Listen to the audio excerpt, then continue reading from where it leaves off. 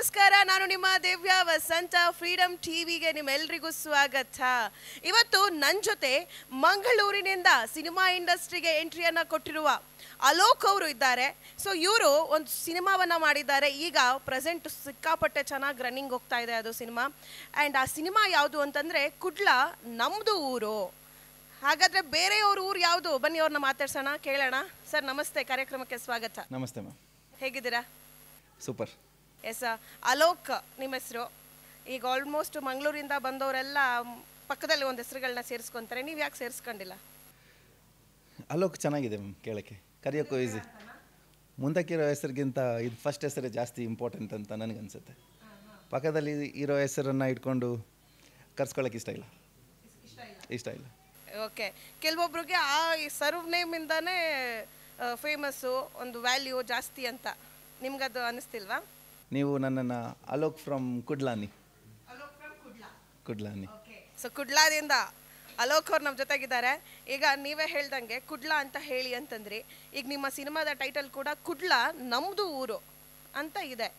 ಮತ್ತು ನಿಮ್ಮ ಸಿನಿಮಾವನ್ನು ಇಡೀ ಕರ್ನಾಟಕ ನೋಡುತ್ತೆ, ಬೇರೆ ಸ್ಟೇಟಲ್ಲಿರೋರು ನೋಡ್ತಾರೆ, ಕನ್ನಡಿಗರು. ಅವರೆಲ್ಲ ಯಾವ ಊರಂಗಾದರೆ? ಯಾಕೆ ನೀವು ಟೈಟಲ್ ಯಾಕೆ ಆ ರೀತಿ ಇಟ್ರಿ? ಕರ್ನಾಟಕದಲ್ಲಿ ಬರೋ ಎಲ್ಲ ಪಿಕ್ಚರ್ನ ನಾವು ನೋಡಲ್ವಾ? ಕರ್ನಾಟಕದಲ್ಲೇ ಇರೋದು ನಾನು. ಅದರೊಳಗಡೆ ಕುಡ್ಲ ಅಂತ ನಮ್ಮವ್ರ ಹೆಸರು ಇಟ್ಟಿದ್ದಾರೆ ಯಾರು.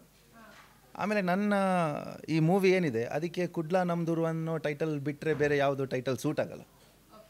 ಸೊ ಅದಕ್ಕೋಸ್ಕರ ಕುಡ್ಲ ನಮ್ಮದೂರು ಬೆಟರ್ ಅನಿಸುತ್ತೆ. ಹೌದು. ಈಗ ನಿಮ್ಮ ಊರಲ್ಲಿ ಏನಾದರೂ ತೊಂದರೆ ಆದರೆ ಅದನ್ನು ಕೇಳಿಸ್ಕೊಳ್ಳೋಕ್ಕೆ ನನಗೂ ಇಷ್ಟನೇ. ಏನಾಗಿರಬಹುದು, ಏನಾಗಿದೆ ಅಂತ ಕೇಳೋಕ್ಕೆ ನನಗಿಷ್ಟ. ನಾನು ಕಾಯ್ತಾ ಇರ್ತೀನಿ ಅಂಥದ್ದೇನಾಗಿದೆ ಅಂತ. ಸೊ ಇದು ಕುಡ್ಲಾದಲ್ಲಿ ನಿಮಗೆ ಸಾಕಾಗಲ್ಲ, ಅಷ್ಟಿದೆ ಕತೆಗಳು.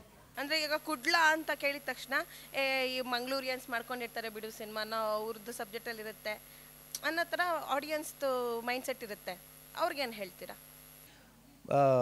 ಆ ಥರ ಪರ್ಟಿಕ್ಯುಲರ್ ಆಗಿ ಮಂಗಳೂರಲ್ಲಿ ಇರುವಂಥ ಸಬ್ಜೆಕ್ಟ್ ಮಾತ್ರ ಇಲ್ಲ ಇದರಲ್ಲಿ. ಎಲ್ಲ ಸ್ಪೆಷಲಿ 90s ಕಿಡ್ಸಿಗೆ ಕನೆಕ್ಟ್ ಆಗೋ ಸುಮಾರು ಸಬ್ಜೆಕ್ಟ್ಸ್ ಇದೆ.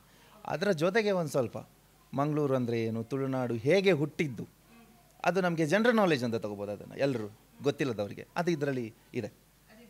ಹಾಂ. ಆ್ಯಂಡ್ ನೀವು ಟಾಲ್ ಆ್ಯಂಡ್ ಹ್ಯಾಂಡ್ಸಮ್ ಆಗಿದ್ದೀರಾ. ಸೊ ಹೀಗಾಗಿ ಚಲನಚಿತ್ರ ಇಂಡಸ್ಟ್ರಿಗೆ ಬಂದಿದ್ದ?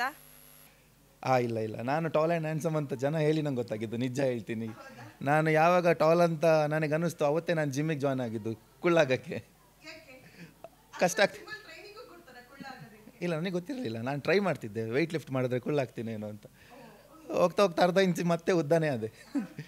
ಎಲ್ಲ ಓದಲೆಲ್ಲ ತಲೆಗ್ತಾಗುತ್ತೆ. ನನಗೆ ಹೈಟ್ ತುಂಬ ಇಂಪಾರ್ಟೆಂಟ್ ಅಂತ ಅನ್ನಿಸ್ಲೇ ಇಲ್ಲ. ಯಾವಾಗ ನನ್ನ ಫ್ರೆಂಡ್ಸ್ ಎಲ್ಲ ಹೇಳ್ತಾ ಬಂದರು ಆವಾಗ ಹೌದು ಮೇ ಬಿ ಅಂತ ಅನ್ನಿಸ್ತು. ಆ್ಯಂಡ್ ನೀವು ಈ ಸಿನಿಮಾದಲ್ಲಿ ಲ್ಯಾಂಗ್ವೇಜು ಆಲ್ಮೋಸ್ಟ್ ಮಂಗಳೂರು ಕನ್ನಡನ ಯೂಸ್ ಮಾಡಿದ್ದೀರಾ. ಸೊ ಈಗ ನಮ್ಮ ವೀಕ್ಷಕರಿಗೂ ಆ ಮಂಗಳೂರು ಕನ್ನಡ ಇಷ್ಟ. ಅಂದರೆ ಆಡಿಯನ್ಸ್ ಇರ್ತಾರಲ್ವ, ಮಿಕ್ಸ್ಡ್ ಮೂವೀಸ್ಗಳೆಲ್ಲ ಬರ್ತಿರೋದ್ರಿಂದ ಈಗ ಮಂಗಳೂರು ಲ್ಯಾಂಗ್ವೇಜ್ ಯೂಸ್ ಮಾಡಿನೂ ಸಿನಿಮಾಗಳು ಬರ್ತಿರೋದ್ರಿಂದ ಆಲ್ಮೋಸ್ಟ್ ಜನರಿಗೆ ಇಷ್ಟ ಆ ಥರದ್ದು ಲ್ಯಾಂಗ್ವೇಜ್ಗಳೆಲ್ಲ. ನೀವು ಅದೇ ಲ್ಯಾಂಗ್ವೇಜ್ ಮಾಡಬೇಕು ಅಂತಲೇ ಮೈಂಡಲ್ಲಿ ಇಟ್ಕೊಂಡು ಮಾಡಿದ್ದ, ಅಥವಾ ಅದು ಕತೆಗೆ ಆ ಲ್ಯಾಂಗ್ವೇಜ್ ಬೇಕಾಗಿತ್ತ? ಫಸ್ಟ್ ಆಫ್ ಆಲ್ ನನಗೂ ಇಲ್ಲಿರೋ ಥರ ಕನ್ನಡ ಮಾತಾಡೋಕ್ಕೆ ಬರಲ್ಲ. ಟ್ರೈ ಮಾಡ್ತೀನಿ ನಾನು, ಬಟ್ ಬರಲ್ಲ ಮಾತಾಡೋಕ್ಕೆ. ಅಲ್ಲಿದ್ದ ಕನ್ನಡ ಈಸಿ ಆಗುತ್ತೆ. ಮತ್ತು ಕನ್ನಡನೇ ಮಾಡಬೇಕು ಅಂತ ನಾನು ಡಿಸೈಡ್ ಮಾಡಿದ್ದೆ. ಯಾಕೆಂದರೆ ಕೆಲವು ವಿಚಾರಗಳು ಎಲ್ಲರಿಗೂ ತಲುಪಬೇಕು, ಅದಕ್ಕೋಸ್ಕರ. ಸೊ ಅದಕ್ಕೋಸ್ಕರ ಕನ್ನಡ ನಾ ಸಿಲೆಕ್ಟ್ ಮಾಡಿರೋದು. ಮತ್ತು ಅದೇ ನಾನು ಹೇಳಂಗೆ ಹೌದು. ಹಾಂ, ಎಲ್ಲರಿಗೂ ಅರ್ಥ ಆಗುತ್ತೆ. ಅವ್ರಿಗೆ ಕನ್ನಡ ಬರುತ್ತೆ, ತುಳುನಾಡವ್ರಿಗೆ ಕನ್ನಡ ಬರುತ್ತೆ. ತುಳು ಕಲಿಯೋದು ಸ್ವಲ್ಪ ಕಷ್ಟ ಆಗ್ಬೋದು ಬೇರೆಯವ್ರಿಗೆ, ಅವ್ರಿಗೆ ಈಸಿ ಆಗುತ್ತೆ. ಇವಾಗ ತುಳುನಾಡು ಅಂತಂದರೆ ಮಿನಿ ಸಿನಿಮಾ ಇಂಡಸ್ಟ್ರಿ ಆಗೋಗ್ಬಿಟ್ಟಿದೆ. ಅಲ್ಲಿಂದ ಸಾಕಷ್ಟು ಜನ ಬರ್ತಿದ್ದಾರೆ ಸಿನಿಮಾ ಮಾಡೋದಕ್ಕೆ ಬ್ಯಾಂಗ್ಳೂರಿಗೆ. ಆ್ಯಂಡ್ ಇಲ್ಲಿ ಬಂದು ತುಂಬ ಜನ ಬದುಕನ್ನು ಕಟ್ಕೊಂಡಿದ್ದಾರೆ. ಆ್ಯಂಡ್ ತುಳುನಾಡಲ್ಲೂ ಕೂಡ ಅಲ್ಲಿನ ಲ್ಯಾಂಗ್ವೇಜ್ಗೆ ಸಂಬಂಧಪಟ್ಟಂತೆ ಸಿನಿಮಾಗಳು ಶುರುವಾಗ್ತಿದೆ. ಯಾಕೆ ಅಲ್ಲೊಂದು ಚಿಕ್ಕ ಮಿನಿ ಇಂಡಸ್ಟ್ರಿ ಮಾಡಬೇಕು ಅಂತ ಅಂದ್ಕೊಂಡಿದ್ದೀರಾ, ತುಳು ಇಂಡಸ್ಟ್ರಿ ಅಂತ? ಚೆನ್ನಾಗಿರುತ್ತಲ್ಲ? ಅಲ್ಲ, ಚೆನ್ನಾಗಿದೆ ನೀವು ಹೇಳಂಗೆ. ಆದರೆ ಬಟ್ ಬರೀ ಅಲ್ಲಿಂದ ಇಲ್ಲಿಗೆ ಬಂದು ಜೀವನ ಕಟ್ಕೊಂಡಿರೋದು ಮಾತ್ರ ಅಲ್ಲ. ಆ್ಯಕ್ಚುಲಿ ಇಲ್ಲಿಂದ ಅಲ್ಲಿಗೂ ಬರ್ತಾ ಇದ್ದಾರೆ. ಬರೀ ಸ್ಯಾಂಡಲ್ವುಡ್ ಅಂತ ಅಲ್ಲ ನಾನು ಹೇಳೋದು. ಅದಲ್ಲ, ಬಾಲಿವುಡ್ಡಿಂದನೂ ಇವಾಗ ಅಲ್ಲಿಗೆ ಬಂದು ಶೂಟಿಂಗ್ ಮಾಡ್ತಾಯಿದ್ದಾರೆ. ಯಾಕೆಂದರೆ ಲೊಕೇಶನ್ ಇಷ್ಟ ಆಗಿರ್ಬೋದು ಅವರಿಗೆ. ಸೊ ಆ ಥರ ನಾವು ಏನಿಲ್ಲ ಅಂದ್ರೂ ನಾವು ಹೆಚ್ಚು ಕಮ್ಮಿ ಅಣ್ಣ ತಮ್ಮಂದಿರ್ತಾರೇ. ಸೊ ಮೇ ಬಿ ನಾಳೆಗೆ ಆಗ್ಬೋದೇನೋ. ಏನು ಹುಡ್ಡು? ತುಳು ಹುಡ್. ಹಾಂ, ಚೆನ್ನಾಗಿದೆ, ಕೇಳಕ್ಕೆ ಚೆನ್ನಾಗಿದೆ. ಓಕೆ. ಸೊ ಅದಕ್ಕೆ ನೆಕ್ಸ್ಟ್ ನೀವೇ ಹಂಗಾರೆ ಪ್ರೊಡ್ಯೂಸರ್. ಇವಾಗ ಈ ಸಿನಿಮಾಗೂ ನೀವೇ ಪ್ರೊಡ್ಯೂಸರ್ ಆಗಿ ಆ್ಯಕ್ಟರ್ ಆಗಿ ಮಾಡಿದ್ದೀರಾ. ನೆಕ್ಸ್ಟ್ ಹಂಗಾರೆ ತುಳು ಸಿನಿಮಾದಲ್ಲಿ, ತುಳು ಹುಡ್ಡಲ್ಲಿ ಒಂದು ಮೂವಿಯನ್ನು ಮಾಡಿದ್ರೆ ಅದಕ್ಕೆ ನೀವೇ ಪ್ರೊಡ್ಯೂಸರು. Thank you. ಎಸ್. ಈ ಶೆಟ್ಟೀಸ್ ಗ್ಯಾಂಗ್ ಅಂತ ಇದೆ, ಅದು ಈಗ ಯೂಶ್ವಲಿ ರನ್ನಿಂಗಲ್ಲಿರುವಂಥ ಹೆಸರು. ಸ್ಯಾಂಡಲ್ವುಡ್ ಅಂತಂದರೆ ಈಗ ಬರ್ತಿರುವಂಥ ಸಿನಿಮಾಗಳು ಹಿಟ್ ಆಗ್ತಿದೆ ಅಂದರೆ ಅದು ಶೆಟ್ಟೀಸ್ ಗ್ಯಾಂಗಿಂದ ಬಂದು ಮಾಡಿರೋ ಸಿನಿಮಾಗಳು ಹಿಟ್ಟಾಗ್ತಿರುವಂಥದ್ದು ಅಂತ. ನೀವು ಇವಾಗ ಮಂಗಳೂರು ಅಂತಂದರೆ ನೀವು ಆ ಗ್ಯಾಂಗ್ಗೆ ಸೇರ್ಕೊಂಡಿರೋರ ಅಥವಾ ಅವ್ರು ಅದರಿಂದ ಆಚೆ ಇರೋರ? ಶೆಟ್ಟೀಸ್ ಗ್ಯಾಂಗ್ ಅಂತ ಹೆಸರೇ ಯಾರು ಇಟ್ಟದ್ದು? ನಮ್ಮ ಶೆಟ್ಟಿಯವರಲ್ಲ ಅನಿಸುತ್ತೆ. ಬಟ್ ಕುಡ್ಲಾಸ್ ಗ್ಯಾಂಗ್ ಅಂತ ಇದ್ದರೆ ಚೆನ್ನಾಗಿರುತ್ತೆ. ಯಾಕೆಂದರೆ ಆರ್ಟಿಸ್ಟ್ಗಳಿಗೆ ರೆಸ್ಪೆಕ್ಟ್ ಇದೆ. ಬಟ್ ಕುಡ್ಲಾಸ್ ಗ್ಯಾಂಗ್ ಅಂದರೆ ಚೆನ್ನಾಗಿರ್ತಿತ್ತು. ಬಟ್ ಅದು ಶೆಟ್ಟೀಸ್ ಗ್ಯಾಂಗ್ ಆಗಿದೆ ಈಗ. ಹೌದು, ನಾನು ಕೇಳಿದೆ. ಬಗ್ಗೆ ನಿಮ್ಗೇನಾದರೂ ಗೊತ್ತಾ? ಇಲ್ಲ, ನನಗೆ ಅಷ್ಟೊಂದು ಗೊತ್ತಿಲ್ಲ. ಅಷ್ಟೊಂದು ಗೊತ್ತಿಲ್ಲ. ಈಗ ಈ ಸ್ಯಾಂಡಲ್ವುಡ್ನಲ್ಲಿ ಮಂಗಳೂರಿನಿಂದ ಬಂದಿರುವಂಥ ನಟರು ತುಂಬ ಜನ ಸಿಕ್ಕಾಪಟ್ಟೆ ಹೆಸರನ್ನ ಮಾಡಿದ್ದಾರೆ. ರಿಷಬ್ ಶೆಟ್ಟಿ ಆಗಿರ್ಬೋದು, ರಕ್ಷಿತ್ ಶೆಟ್ಟಿ ಆಗಿರ್ಬೋದು, ರಾಜ್ವಿ ಶೆಟ್ಟಿ, ಪ್ರಮೋದ್ ಶೆಟ್ಟಿ. ಸೊ ಎಲ್ಲರೂ ಶೆಟ್ಟೀಸೇ. ಇವರಲ್ಲಿ ನಿಮ್ಗೆ ಯಾರು ತುಂಬ ಇಷ್ಟ? ಅದರಲ್ಲಿ ನನಗೆ ಗೊತ್ತಿರೋರಿಗಿಂತ ದೂರದಲ್ಲಿ ಇಷ್ಟಪಟ್ಟಿದ್ದು ನಾನು ರಕ್ಷಿತ್ ಶೆಟ್ಟಿ ಅವರನ್ನು. ಅವ್ರು ತುಂಬ ಕನೆಕ್ಟ್ ಆಗ್ತಾರೆ. ಅವರು ಅಂದರೆ ಅವ್ರು ಡೈರೆಕ್ಟಾಗಿ ನೋಡಿದ್ದೀರಾ, ನೀವು ಅವ್ರನ್ನ ಮೀಟ್ ಮಾಡಿದ್ದೀರಾ, ಮಾತಾಡ್ಸಿದ್ದೀರಾ? ಯಾಕಂದ್ರೆ ನಿಮ್ಮದೇ ಊರಲ್ವಾ, ನೀವು ಸಿನಿಮಾ ರಂಗದಲ್ಲೇ ಇರೋದ್ರಿಂದ ಯಾವತ್ತಾದರೂ ಮೀಟ್ ಮಾಡಿದ್ದೀರಾ ಅವ್ರನ್ನ? ಅವ್ರ ಕಾಲೇಜ್ ಟೈಮಲ್ಲಿ ಹೋಗುವಾಗ ನಾವು ಮೀಟ್ ಮಾಡ್ತಾಯಿದ್ದೆ, SDM ಅಲ್ಲಿ ಕಲ್ತಿದ್ದು. ಆದರೆ ಅವರಿಗೆ ನನ್ನ ಪರಿಚಯ ಇರಲಿಕ್ಕಿಲ್ಲ. ಆದರೆ ಎಲ್ಲ ನೀವು ಹೇಳಿರೋ ಅಷ್ಟು ಶೆಟ್ಟೀಸ್ಗಳಲ್ಲಿ ಯಾರೆಲ್ಲ ಇವಾಗ ಒಂದು ಲೆವೆಲ್ಗೆ ಬಂದಿದ್ದಾರೆ, ಅದರಲ್ಲಿ ಜಾಸ್ತಿ ನನಗೆ ಕನೆಕ್ಟ್ ಆಗೋದು ರಕ್ಷಿತ್ ಶೆಟ್ಟಿ ಮಾತ್ರ. ಸ್ಪೆಷಲಿ ಯಾಕೆ ಅಂದರೆ ಅವರ ಥಾಟ್ ಚಾರ್ಲಿ ಮೂವಿ ಎಲ್ಲ ತಂದ್ರಲ್ಲ, ಅದು ನನಗೆ ತುಂಬ ಕನೆಕ್ಟ್ ಆಯಿತು. ಸ್ಪೆಷಲಿ ಬೇರೆಯವರೆಲ್ಲ ಯಾಕೆ ಇಷ್ಟ ಆಗಲ್ಲ? ಅದು ಸ್ವಲ್ಪ ಆರ್ಟಿಸ್ಟ್ ಇಷ್ಟನೇ, ಆದರೆ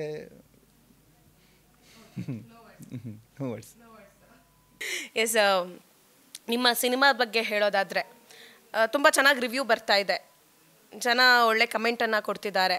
ಮತ್ತು ಕೆಲವೊಂದು ಕಡೆ ಸುದ್ದಿ ಏನಿದೆ ಅಂದರೆ ಇದು ಸೌಜನ್ಯ ವಿಚಾರಕ್ಕೆ ಸಂಬಂಧಪಟ್ಟಂತಹ ಮೂವಿ ಆಗಿದೆ, ಆ ಥರದೊಂದು ಥೀಮ್ ಇದೆ ಇದರಲ್ಲಿ ಅನ್ನೋ ಥರದ್ದಿದೆ. ಹೌದಾ, ನಿಜನಾ? ನೋಡಿ, ಮೂವಿ ಅಂತ ಮಾಡಿದಾಗ ಮೇಯ್ನಾಗಿ ಜನರಿಗೆ ಕಂಟೆಂಟ್ ಬೇಕು. ಸೊ ಅದು ಕಂಟೆಂಟ್ ಇರೋದ್ರಿಂದ ಇವಾಗ ನೀವು ಹೇಳಂಗೆ ಜನ ಇಷ್ಟಪಡ್ತಿದ್ದಾರೆ, ತುಂಬ ಇಷ್ಟಪಡ್ತಿದ್ದಾರೆ. ನಾನು ಎಕ್ಸ್ಪೆಕ್ಟ್ ಮಾಡಿರಲಿಲ್ಲ ಅಷ್ಟು ಇಷ್ಟಪಡ್ತಿದ್ದಾರೆ ಅಂತ. ಬಟ್ ಕೆಲವು ಅದರಲ್ಲಿ ಮೇಯ್ನ್ ಭಾಗ, ಎದೆ ಭಾಗ ಏನಿದೆ ಅದರಲ್ಲಿ ನಾನು ಸತ್ಯನ ತೋರಿಸಿದ್ದೀನಿ. ಅದನ್ನು ಇನ್ನೊಂದಕ್ಕೆ ಕನೆಕ್ಟ್ ಮಾಡೋದಕ್ಕಿಂತ ಸತ್ಯ ಏನಿದೆ ಅದರಲ್ಲಿ ಕ್ಲಿಯರಾಗಿ ಅರ್ಥ ಆಗುತ್ತೆ ನಿಮಗೆ, ಅಷ್ಟೇ ಹೇಳ್ಬೋದು. ಓಕೆ. ಅಂದರೆ ಆ ಘಟನೆನ ಆಗಿರೋದು ನಿಜಾನ ಸುಳ್ಳ ಅನ್ನೋದು ಈ ಮೂವಿಯಲ್ಲಿ ಗೊತ್ತಾಗುತ್ತೆ, ಸತ್ಯ ಇದೆ. ಓಕೆ. ಸೊ ಸೌಜನ್ಯ ವಿಚಾರವಾಗಿ ಸತ್ಯ ಯಾರ್ಯಾರು ತಿಳ್ಕೊಬೇಕು ಅಂತಿದ್ದಾರೆ ಅವರೆಲ್ಲ ಕುಡ್ಲ ನಮ್ಮದು ಊರು ಸಿನಿಮಾ ನೋಡಬೇಕು. ಕುಡ್ಲ ನಮ್ಮದೂರು ಮೂವಿ ನೋಡಿದಾಗ ಅದರಲ್ಲಿರೋ ಸತ್ಯ ಗೊತ್ತಾಗುತ್ತೆ. ಹೌದು. ಓಕೆ. ಸೊ ನಿಮಗೆ ಆ ಸತ್ಯಗಳು ಗೊತ್ತಿತ್ತಾ? ಅದನ್ನು ಇನ್ಸ್ಪೈರ್ ಆಗಿ ಇಟ್ಕೊಂಡು ಈ ಸಿನಿಮಾ ಮಾಡಿದ್ದ ನೀವು? ಯಾಕಂದರೆ ನಿಮಗೂ ಮಂಗಳೂರು ಅಂದರೆ ಧರ್ಮಸ್ಥಳ ಎಲ್ಲ ನಿಮಗೆ ಸಂಬಂಧಪಟ್ಟಿದ್ದು. ಸೊ ಅಲ್ಲಿನ ವಿಚಾರಗಳು ಗೊತ್ತಿರುತ್ತೆ ನಿಮಗೆ, ವಿಚಾರಧಾರೆಗಳು, ನಿಮ್ಮ ಅಕ್ಕಪಕ್ಕದವ್ರು ಮಾತಾಡಿರೋದು ಎಲ್ಲ ಇರುತ್ತೆ. ಹಾಗಾದರೆ ಸತ್ಯನಾ? ಅದರಲ್ಲಿ ಸುಮಾರು ಸತ್ಯಗಳಿದೆ, ಅದು ಡಿಸೈಡ್ ಮಾಡ್ತಾರೆ ಜನ ಯಾವುದು ಸತ್ಯ ಯಾವುದು ಸುಳ್ಳು ಅಂತ. ನೀವು ಸತ್ಯದ ಪರವಾಗಿ ಮೂವಿ ಮಾಡಿದ್ರೆ ಹಾಗಾದರೆ? ಹಾಂ, ಈ ಮೂವಿಯಲ್ಲಿ ಏನು ಘಟನೆ ಇದೆ ಅದು ಸತ್ಯ ಘಟನೆ ಇದೆ, ಅದು ಸೌಜನ್ಯಂಗೆ ಕನೆಕ್ಟ್ ಆಗುತ್ತೆ. ನೀವು ನೋಡಬೇಕು ಅದು ಮೂವಿನ. ಎಸ್. ಇನ್ನು ನಿಮ್ಮ ಜರ್ನಿ ಬಗ್ಗೆ ನೋಡೋದಾದರೆ ನೀವು ಅಂದರೆ ನೀವು ಕೂಡ ಸಿನಿಮಾ ರಂಗದಲ್ಲಿದ್ದೀರಾ. ಸೊ ಈಗ ಎಂಟ್ರಿ ಕೊಡ್ತಿದ್ದೀರಾ, ನೀವು ಇನ್ನೂ ದೊಡ್ಡ ಮಟ್ಟದಲ್ಲಿ ಮಾಡೋದಕ್ಕೆ ಪ್ರಯತ್ನಪಟ್ಟು ಇಲ್ಲಿ ಸ್ಯಾಂಡಲ್ವುಡ್ನಲ್ಲಿ ಬೆಳೆದಿರುವಂಥ ನಿಮ್ಮ ಮಂಗಳೂರಿನ ಆ್ಯಕ್ಟರ್ಸ್ಗಳ ಸಪೋರ್ಟ್ ತೊಗೋಬೋದಿತ್ತಲ್ಲ, ಯಾಕಂದರೆ ಟ್ರೈ ಮಾಡಲಿಲ್ವಾ ನೀವು? ಅದೇ ನೀವು ಹೇಳಿದಾಗೆ ನನ್ನ ಮುಖ ಏನು ನೋನ್ ಫೇಸ್ ಅಲ್ಲ, ಹಾಗಾಗಿ ನನಗನ್ನಿಸ್ತಾ ಇದೆ ನೋನ್ ಫೇಸ್ಗಳಿಗೆ ಮಾತ್ರ ಜಾಸ್ತಿ ಸಪೋರ್ಟ್ ಸಿಗುತ್ತೆ ಅಂತ. ಹಾಗಾಗಿ ನಾನು ಟ್ರೈ ಮಾಡಿಲ್ಲ ಅಂತ ಹೇಳಿದ್ರು ತಪ್ಪಿಲ್ಲ. ಅಂದರೆ ಅವರ ಹೆಲ್ಪ್ ತಗೊಳ್ಳೋಕ್ಕೆ ಟ್ರೈ ಮಾಡೋಕ್ಕೆ ಹೋಗಿಲ್ಲ. ಆ್ಯಕ್ಚುಲಿ ಹೋಗಿದ್ದೀನಿ, ನೀವು ಹೇಳುವಾಗ ಇವಾಗ ನೆನಪಾಯ್ತು, ಹೋಗಿದ್ದೀನಿ. ಬಟ್ ನನಗೆ ಅಲ್ಲಿ ಏನೂ ಸಕ್ಸಸ್ ಕಂಡಿಲ್ಲ. ಅಂದರೆ ಅಲ್ಲಿಂದ ಹೆಲ್ಪ್ ಸಿಗುತ್ತೆ ಅಂತ ನನಗೆ ಅನ್ನಿಸ್ಲಿಲ್ಲ.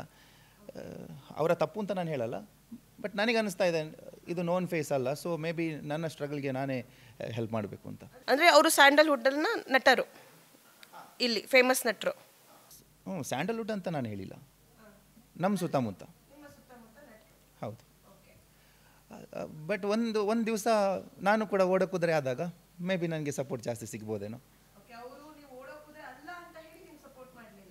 ಮೇ ಬಿ ನಾನು ಆ ಥರ ತಿಳ್ಕೊಳ್ತಾ ಇದ್ದೀನಿ. ಆ್ಯಂಡ್ ನನಗೆ ಸಪೋರ್ಟ್ ಬೇಕು ಅಂತ ಅನ್ನಿಸ್ತಾ ಇತ್ತು, ಬಟ್ ಸಪೋರ್ಟ್ ಸಿಕ್ಕಿಲ್ಲ ಅಂತ ನಾನು ಸುಮ್ಮನೆ ಇರಲಿಲ್ಲ.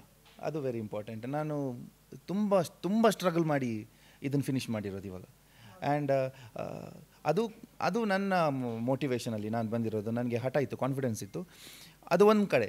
ಆಮೇಲೆ ಇಷ್ಟು ಮಾಡಿ ಬಂದಿದ್ದಕ್ಕೆ ರಿವ್ಯೂಸ್ ಸಿಕ್ತಲ್ಲ, ಆ ಆಡಿಯನ್ಸ್ಗಳು ಅವರ ಅನಿಸಿಕೆನ ಹೇಳಿದ್ರಲ್ಲ, ಆವಾಗ ನನಗೆ ಸ್ಯಾಟಿಸ್ಫೈಡ್, ನಾನು ಸಾರ್ಥಕ ಆಯಿತು, ನನಗೆ ಇಲ್ಲಿ ತನಕ ತಗೊಂಡು ಬಂದಿರೋದು, ಇನ್ನು ನನಗೆ ಪ್ರಾಬ್ಲಮ್ ಇಲ್ಲ. ಆ್ಯಂಡ್ ನಿಮ್ಮ ಸಿನಿಮಾ ಕೂಡ ಒಂದು ಬಿಗ್ ಒಂದು ಚಿಕ್ಕ ಬಜೆಟಲ್ಲಿ ತುಂಬ ಚೊಕ್ಕದಾಗಿ ಮಾಡಿರುವಂಥ ಸಿನಿಮಾ, ಅದು ದೊಡ್ಡ ಮಟ್ಟದಲ್ಲಿ ಸೌಂಡನ್ನು ಮಾಡ್ತಾ ಇದೆ ಈ ಒಂದು ಸಿನಿಮಾ. ಸೊ ಈ ಒಂದು ಪ್ರಾಜೆಕ್ಟ್ಗೆ ನೀವು ಎಷ್ಟು ಕನಸನ್ನು ಕಂಡಿದ್ರಿ, ಈ ರೀತಿಯಾಗಿ ಬರಬೇಕು, ಇದೇ ರೀತಿಯಾಗಿರಬೇಕು? ಇದು ನಂದೊಬ್ಬಂದೇ ಕನಸಲ್ಲ ಮ್ಯಾಮ್. ನಮ್ಮ ಟೀಮಲ್ಲಿ ಸುಮಾರು ಜನ ಇದ್ದಾರೆ, ಒಳ್ಳೊಳ್ಳೆ ಆರ್ಟಿಸ್ಟ್ಗಳಿದ್ದಾರೆ. ಈ ಕಾಂತಾರದಲ್ಲಿ ಮಾಡಿದವರು, ಸೂಫ್ರೆಮ್ ಶೋದಲ್ಲಿ ಇದ್ದವರು, ಅವ್ರನ್ನ ಬಿಟ್ಟು ನಾನು ಹೇಳೋದು.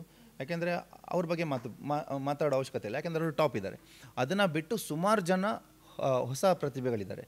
ಅವರಿಗೆ ನಂತರನೇ ಈಗ ನನ್ನ ಹತ್ರ ಒಂದು ಆಪ್ಷನ್ ಇತ್ತು ಅವರಿಗೆ ಚಾನ್ಸ್ ಕೊಡೋದಕ್ಕೆ. ಮೇ ಬಿ ಅವರು ಈ ಥರದ ಚಾನ್ಸ್ನ ಸುಮಾರು ಹುಡ್ಕೊಂಡು ಹೋಗಿದ್ರೇನೋ, ಮೇ ಬಿ ನನಗೆ ಗೊತ್ತಿಲ್ಲ. ಬಟ್ ನನಗೆ ಅನ್ನಿಸ್ತು ಆ ಥರದವ್ರನ್ನ ನಾನು ಕರ್ಕೊಂಡ್ರೆ ನಾನು ಅವ್ರನ್ನ ತೋರಿಸ್ಬೋದು, ನಾಳೆ ದೊಡ್ಡ ಪರದೆಯಲ್ಲಿ ಅವ್ರನ್ನ ತೋರಿಸ್ಬೋದು, ಅವರ ಟ್ಯಾಲೆಂಟ್ನ ತೋರಿಸ್ಬೋದು. ಸುಮಾರು ಜನ ಅವ್ರನ್ನ ಯೂಸ್ ಮಾಡಿದರು ಅಷ್ಟೆ. ಸೊ ಅಂಥವ್ರು ಆ ಎಲ್ಲ ಫ್ರೆಂಡ್ಸನ್ನು ನಾನು ಕರ್ಕೊಂಡ್ಬಂದು ಒಂದು ಸ್ಟೇಜ್ ಕೊಟ್ಟಿರೋದು ಅಂತ ನನಗೆ ಅನಿಸುತ್ತೆ. ಅಂದರೆ ಯಾರನ್ನ ಯೂಸ್ ಮಾಡಿದ್ರು ಅಂತ ಅದೊಂದು ನನಗೆ ಅದು ಗೊತ್ತಾಗಲಿಲ್ಲ. ಅದೇ ಅಂದರೆ ಅವ್ರನ್ನ ಯೂಸ್ ಮಾಡಿಕೊಂಡ್ರು ಅಷ್ಟೇ ಅಂತ ಹೇಳಿದ್ರಲ್ಲ. ಮೇ ಬಿ ಈಗ ನನಗೆ ಒಳ್ಳೆ ಟ್ಯಾಲೆಂಟ್ ಇದೆ, ನಾನು ಆರ್ಟಿಸ್ಟ್ ಟ್ಯಾಲೆಂಟ್ ಇದೆ, ನನಗೊಂದು ಚಾನ್ಸ್ ಕೊಡಿ ಅಂತೀನಿ, ಆಯಿತು ಅಂತ ಹೇಳ್ತಾರೆ. ಹಾಂ, ಸೊ ನಾನೆಲ್ಲೋ ಒಂದು ಕಡೆ ಇರ್ತೀನಿ, ಹಂಗಿರ್ತಾರೆ. ಬಟ್ ಅವ್ರಿಗೆ ಒಳ್ಳೆ ಟ್ಯಾಲೆಂಟ್ ಇದೆ, ಅವ್ರಿಗೂ ನಾನು ಚೆನ್ನಾಗಿ ಕಾಣಬೇಕು, ನಮ್ಮವ್ರಿಗೆ ನಾನು ಚೆನ್ನಾಗಿ ಕಾಣಬೇಕು, ನಾನೇನೋ ಮಾಡಬೇಕು ಅಂತ ಅಂದ್ಕೊಂಡಿರೋರು ಸುಮಾರು ಜನ ಇದ್ದಾರಲ್ವ, ಅವ್ರನ್ನೆಲ್ಲ ಕರೆಸಿ ನಾನು ಮಾಡಿರೋದು. ಹಾಗಾಗಿ ನನಗೆ ಜಾಸ್ತಿ ಅಲ್ಲಿ ಏನಾಯಿತು, ದುಡ್ಡಿಗೋಸ್ಕರ ಬಂದಿದ್ದು ಆರ್ಟಿಸ್ಟ್ಗಳಲ್ಲ ಅವರು.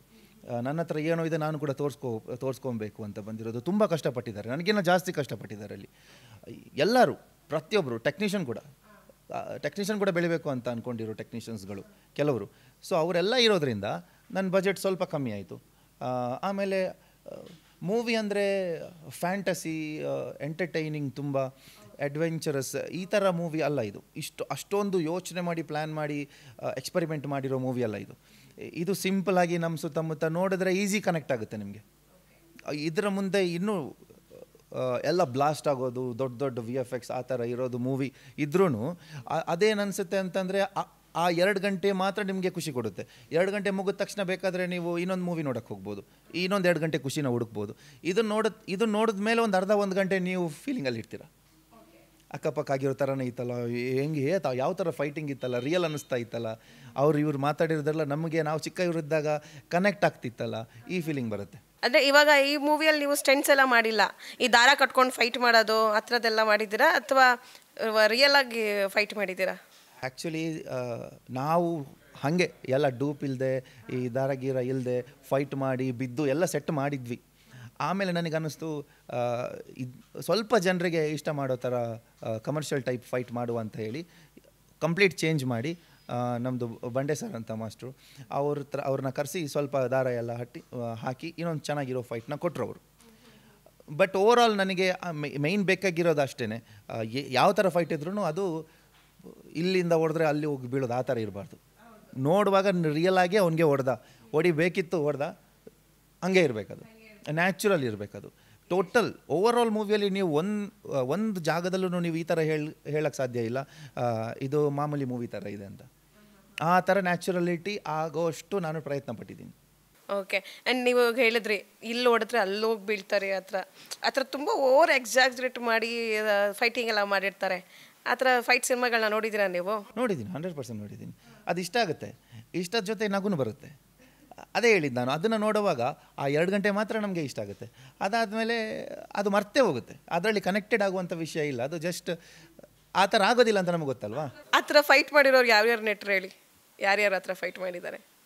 ತುಂಬ ಜನ ಇದ್ದಾರೆ. ಎಸ್ಪೆಷಲಿ ನಾವು ತೆಲುಗುವಲ್ಲಿ ಎಲ್ಲ ನೋಡಿದ್ರೆ ಅಲ್ಲಿ ಹಾರಿದ್ರೆ, ಹೀರೋ ಅಲ್ಲಿ ಹಾರಿದ್ರೆ ಸಾಕು, ಅಲ್ಲಿಂದ 10 ಜನ ಆಟೋಮೆಟಿಕ್ ಹಾರು ಹೋಗ್ತಾರೆ. ದೊಡ್ಡ ದೊಡ್ಡ ಮೂವೀಸೇ ಇದೆ ಅಲ್ಲ, ಅದು ತಪ್ಪಂತಲ್ಲ, ಅದು ಚೆನ್ನಾಗಿದೆ. ಅದೇ ನಾನು ಹೇಳಿದ್ದು, ಆ ಟೈಮಿಗೆ ಮಾತ್ರ ಚೆಂದ ಕಾಣುತ್ತೆ. ಅದು ನನಗೂ ಇಷ್ಟನೇ. ಕೆಲವು ಜಾಗದಲ್ಲಿ ನಾನು ಬೋರ್ ಆದಾಗ ಸುಮ್ಮನೆ ಯಾವ್ದು ಮೂವಿ ನೋಡಬೇಕು ಅಂತ ರ್ಯಾಂಡಮ್ ಆಗಿ ಹೋಗಿ ಕೂತ್ಕೊಂಡಾಗ ಅಂತ ಮೂವಿ ಬಂದರೆ 2 ಗಂಟೆ ಟೈಮ್ ಪಾಸ್ ಆಗುತ್ತೆ. ಬಟ್ ಇದರಲ್ಲಿ ಟ್ರೈನ್ ಮೇಲೆ ಓಡೋದು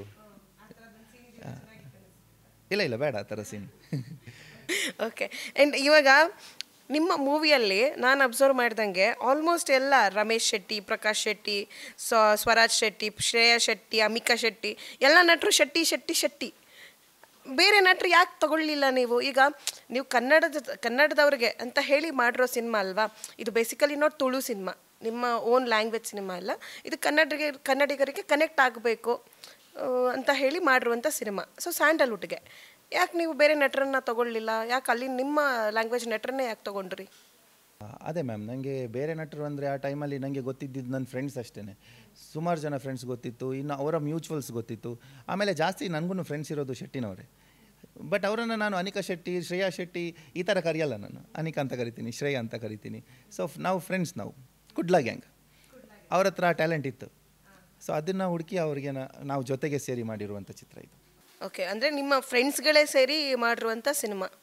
ನಿಮ್ಮ ಹೇಗೆ ಸಪೋರ್ಟ್ ಮಾಡಿದ್ರು ಫ್ರೆಂಡ್ಸ್ಗಳು, ನಿಮ್ಮ ಫ್ರೆಂಡ್ಸ್ಗಳು? ಅದನ್ನು ಒನ್ಲೈನಲ್ಲಿ ಹೇಳಬೇಕು ಅಂತಂದರೆ ಮಧ್ಯಾಹ್ನದ ಹೊತ್ತಿಗೆ ಊಟ ಇಲ್ಲ ಅಂದರೆ ಎಲ್ಲರಿಗೂ ಬೇರೆಯವ್ರಿಗೆಲ್ಲ ಊಟ ಹಂಚಿ ಅವ್ರಿಗೆ ಅವರೇ ಊಟ ತೊಗೊಂಬರೋರು, ನನಗೂ ಎಕ್ಸ್ಟ್ರಾ ತೊಗೊಂಡ್ಬರೋರು. ಈ ಥರ ಸಪೋರ್ಟ್ ಮಾಡಿದ್ದಾರೆ.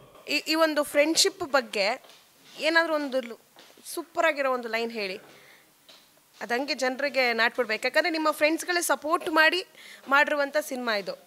ಸೊ ಸ್ನೇಹಿತರಿಂದ ಏನು ಬೇಕಾದರೂ ಸಾಧನೆ ಮಾಡ್ಬೋದು ಅನ್ನೋದಕ್ಕೆ ನೀವೊಂದು ಎಕ್ಸಾಂಪಲ್ಲು. ನಿಮ್ಮ ಒಂದು ಸಿನಿಮಾ, ಒಂದು ಚಿಕ್ಕ ಸಿನಿಮಾ ಒಂದು ದೊಡ್ಡ ಮಟ್ಟದಲ್ಲಿ ಸಕ್ಸಸ್ ಆಗೋದಕ್ಕೆ ನಿಮ್ಮ ಫ್ರೆಂಡ್ಸ್ಗಳು ಸಪೋರ್ಟ್ ಮಾಡಿದ್ದಾರೆ. ಅವ್ರ ಬಗ್ಗೆ ಏನು ಹೇಳ್ತೀರಾ ಅಂತ? ಇದು ಬೇರೆ ಎಲ್ಲ ಫ್ರೆಂಡ್ಸ್ಗಳಿಗೂ ರೀಚ್ ಆಗಬೇಕು. ಇಲ್ಲಿವರೆಗೂ ನಾವು ಸುಮಾರು ಕಡೆ ನೋಡಿರ್ತೀವಿ ಸಿನಿಮಾದಲ್ಲಿ ಜಾಸ್ತಿ ನೋಡಿರ್ತೀವಿ. ಬಟ್ ನಾನು ಅನ್ಕೊತೀನಿ ಸಿನಿಮಾದಲ್ಲಿ ಇರೋದು ರಿಯಲೇ ಅಂತ.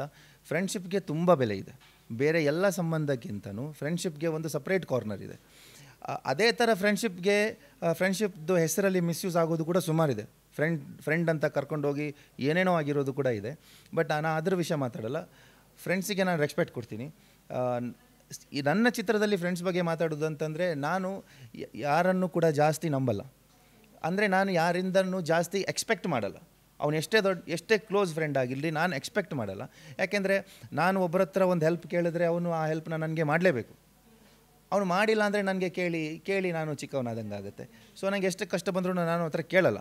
ಬಟ್ ಇಲ್ಲಿ ಸ್ಪೆಷಲ್ ಏನು ಅಂತಂದರೆ ನನ್ನ ಫ್ರೆಂಡ್ಸ್ ಇದು ನನಗೆ ಕೇಳದೆ ಕೊಟ್ಟಿದ್ದು ಎಲ್ಲನೂ ಅವರು. ನಾನು ಯಾವತ್ತೂ ಕೇಳಿಲ್ಲ, ತುಂಬ ಕಮ್ಮಿ, 0.1%. ಸೊ ನನಗೇನು ಬೇಕು ಆ ಟೈಮಲ್ಲಿ ಆ ಅವಶ್ಯಕತೆನ ಅವ್ರು ತೀರಿಸ್ಬಿಟ್ರು. ಆ ಥರ ಫ್ರೆಂಡ್ಸ್ ಇದ್ದರು ನನ್ನದು, ಸ್ಪೆಷಲಿ ಈ ಸೆಟ್ಟಲ್ಲಿ. ಅವತ್ತಿಂದ ಇವತ್ತಿನ ತನಕನೂ ನನ್ನ ಜೊತೆ ಎನಿ ಟೈಮ್ ಅವ್ರು ಬರೋಕ್ಕಾಗಲ್ಲ. ಯಾಕೆಂದರೆ ಅದೂ ನನಗೆ ಕೇಳೋಕ್ಕಾಗಲ್ಲ ನನ್ನ ಜೊತೆನೇ ಬಾ ಅಂತ. ಯಾಕೆಂದ್ರೆ ಅವ್ರದ್ದೇ ಕೆಲಸ ಇರುತ್ತೆ. ಸೊ ಎಲ್ಲರ ಪರವಾಗಿ ನಾನೊಬ್ಬನೇ ಇದನ್ನು ಮುಂದೆ ತಳ್ಕೊಂಡು ಬಂದೆ. ಫ್ರೀ ಇದ್ದಾಗ ಅವ್ರು ಬರೋರು. ಬಟ್ ಸೆಟ್ಟಲ್ಲಿರುವಾಗ ಎಲ್ಲರೂ ಕೆಲಸ ಮಾಡಿದ್ದಾರೆ. ಯಾರೂ ಕೂಡ ಶೋ ಮಾಡಲಿಲ್ಲ, ನಾನಿದು ನೀನು ಬೇಕಾದ್ರೆ ಮಾಡು, ನಾನು ಬರಲ್ಲ, ಆ ಥರ ಯಾರೂ ಇರಲಿಲ್ಲ. ಈಗ ಒಂದು ಕಡೆ ನಿಮ್ಮ ಗರ್ಲ್ ಫ್ರೆಂಡು, ಇನ್ನೊಂದು ಕಡೆ ನಿಮ್ಮ ಫ್ರೆಂಡ್ಸು, ಏನೋ ಎಮರ್ಜೆನ್ಸಿ ಇದೆ. ನಾನು ಇನ್ನೂ ಕ್ವೆಶನ್ನೇ ಕೇಳಿಲ್ಲ, ಆಗಲೇ ಫ್ರೆಂಡ್ಸ್ ಅಂತ ಹೇಳ್ತಿದ್ದಾರೆ. ಓಕೆ. ಸೊ ಸಿನಿಮಾ ಮಾಡಬೇಕು ಅಂತ ಹೇಳಿ ಇವಾಗ ಇಂಡಸ್ಟ್ರಿಗೆ ಬಂದಿದ್ದೀರಾ. ಏನೇನು ಸ್ಟ್ರಗಲ್ ಪಟ್ರಿ ನೀವು ಇಂಡಸ್ಟ್ರಿಗೆ ಬರೋದಕ್ಕೆ? ನಾನು ಸಿನಿಮಾ ಮಾಡಬೇಕು ಅಂತ ಯಾವತ್ತೂ ಅಂದ್ಕೊಂಡಿರಲಿಲ್ಲ. ಯಾಕೆಂದರೆ ನನ್ನ ಹತ್ರ ಅಷ್ಟು ದುಡ್ಡಿರಲಿಲ್ಲ. ಇದ್ರೂ ನಾನು ಸಿನಿಮಾಕ್ಕೆ ಅದನ್ನು ಹಾಕ್ತೀನಿ ಅಂತ ಯಾವತ್ತೂ ಯೋಚನೆ ಮಾಡಿಲ್ಲ. ಬಟ್ ಅದು ನನ್ನನ್ನು ತಳ್ಳಿದ್ದು ಅಂತ ಅನಿಸುತ್ತೆ ನನಗೆ. ಸಿನಿಮಾ ಇದು ಆ್ಯಕ್ಟಿಂಗ್ ಹುಚ್ಚಿತ್ತು ನನಗೆ, ಒಂದು ಪ್ಯಾಷನ್ ಥರ ಇತ್ತು. ಬಟ್ ನನ್ನ ವರ್ಕ್ನ ಬಿಟ್ಟು ನಾನು ಈ ಕಡೆ ಯಾವತ್ತೂ ಬರಲಿಲ್ಲ. ಬಟ್ ಯಾವಾಗ ನನಗೆ ಕಂಪ್ಲೀಟ್ ಸಿನಿಮಾದು ಒಂದು ಸ್ಟ್ರಕ್ಚರ್ ರೆಡಿ ಮಾಡಿ ಇನ್ನೊಂದು ಸಿನಿಮಾ ಮಾಡುವ ಅಂತ ಅನ್ನಿಸ್ತೋ ಯಾವತ್ತೋ, ಅಂದರೆ ಇವಾಗಲ್ಲ, ಒಂದು 8-9 ಇಯರ್ಸ್ ಮುಂಚೆ, ಆವಾಗೊಬ್ಬರು ಪ್ರೊಡ್ಯೂಸರ್ ಸಿಕ್ಕಿದ್ರು. ನಾವು ಸಪೋರ್ಟ್ ಮಾಡ್ತೀವಿ, ಯಂಗ್ಸ್ಟರ್ಸ್, ನಿಮಗೆ ಸಪೋರ್ಟ್ ಮಾಡೋಣ ಅಂತ. ಬಟ್ ಅವ್ರು ಬಂದರು, ಒಂದು 50,000 ನಮಗೆ ಕೊಟ್ಟರು ಸ್ಟಾರ್ಟಿಂಗಲ್ಲಿ. ಖುಷಿ ಆಯ್ತು ನನಗೆ.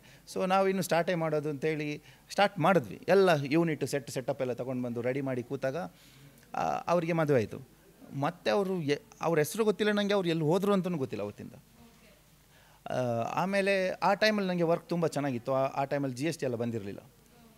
ಸೊ ಆವಾಗ ತುಂಬ ಚೆನ್ನಾಗಿ ವರ್ಕ್ ಇತ್ತು.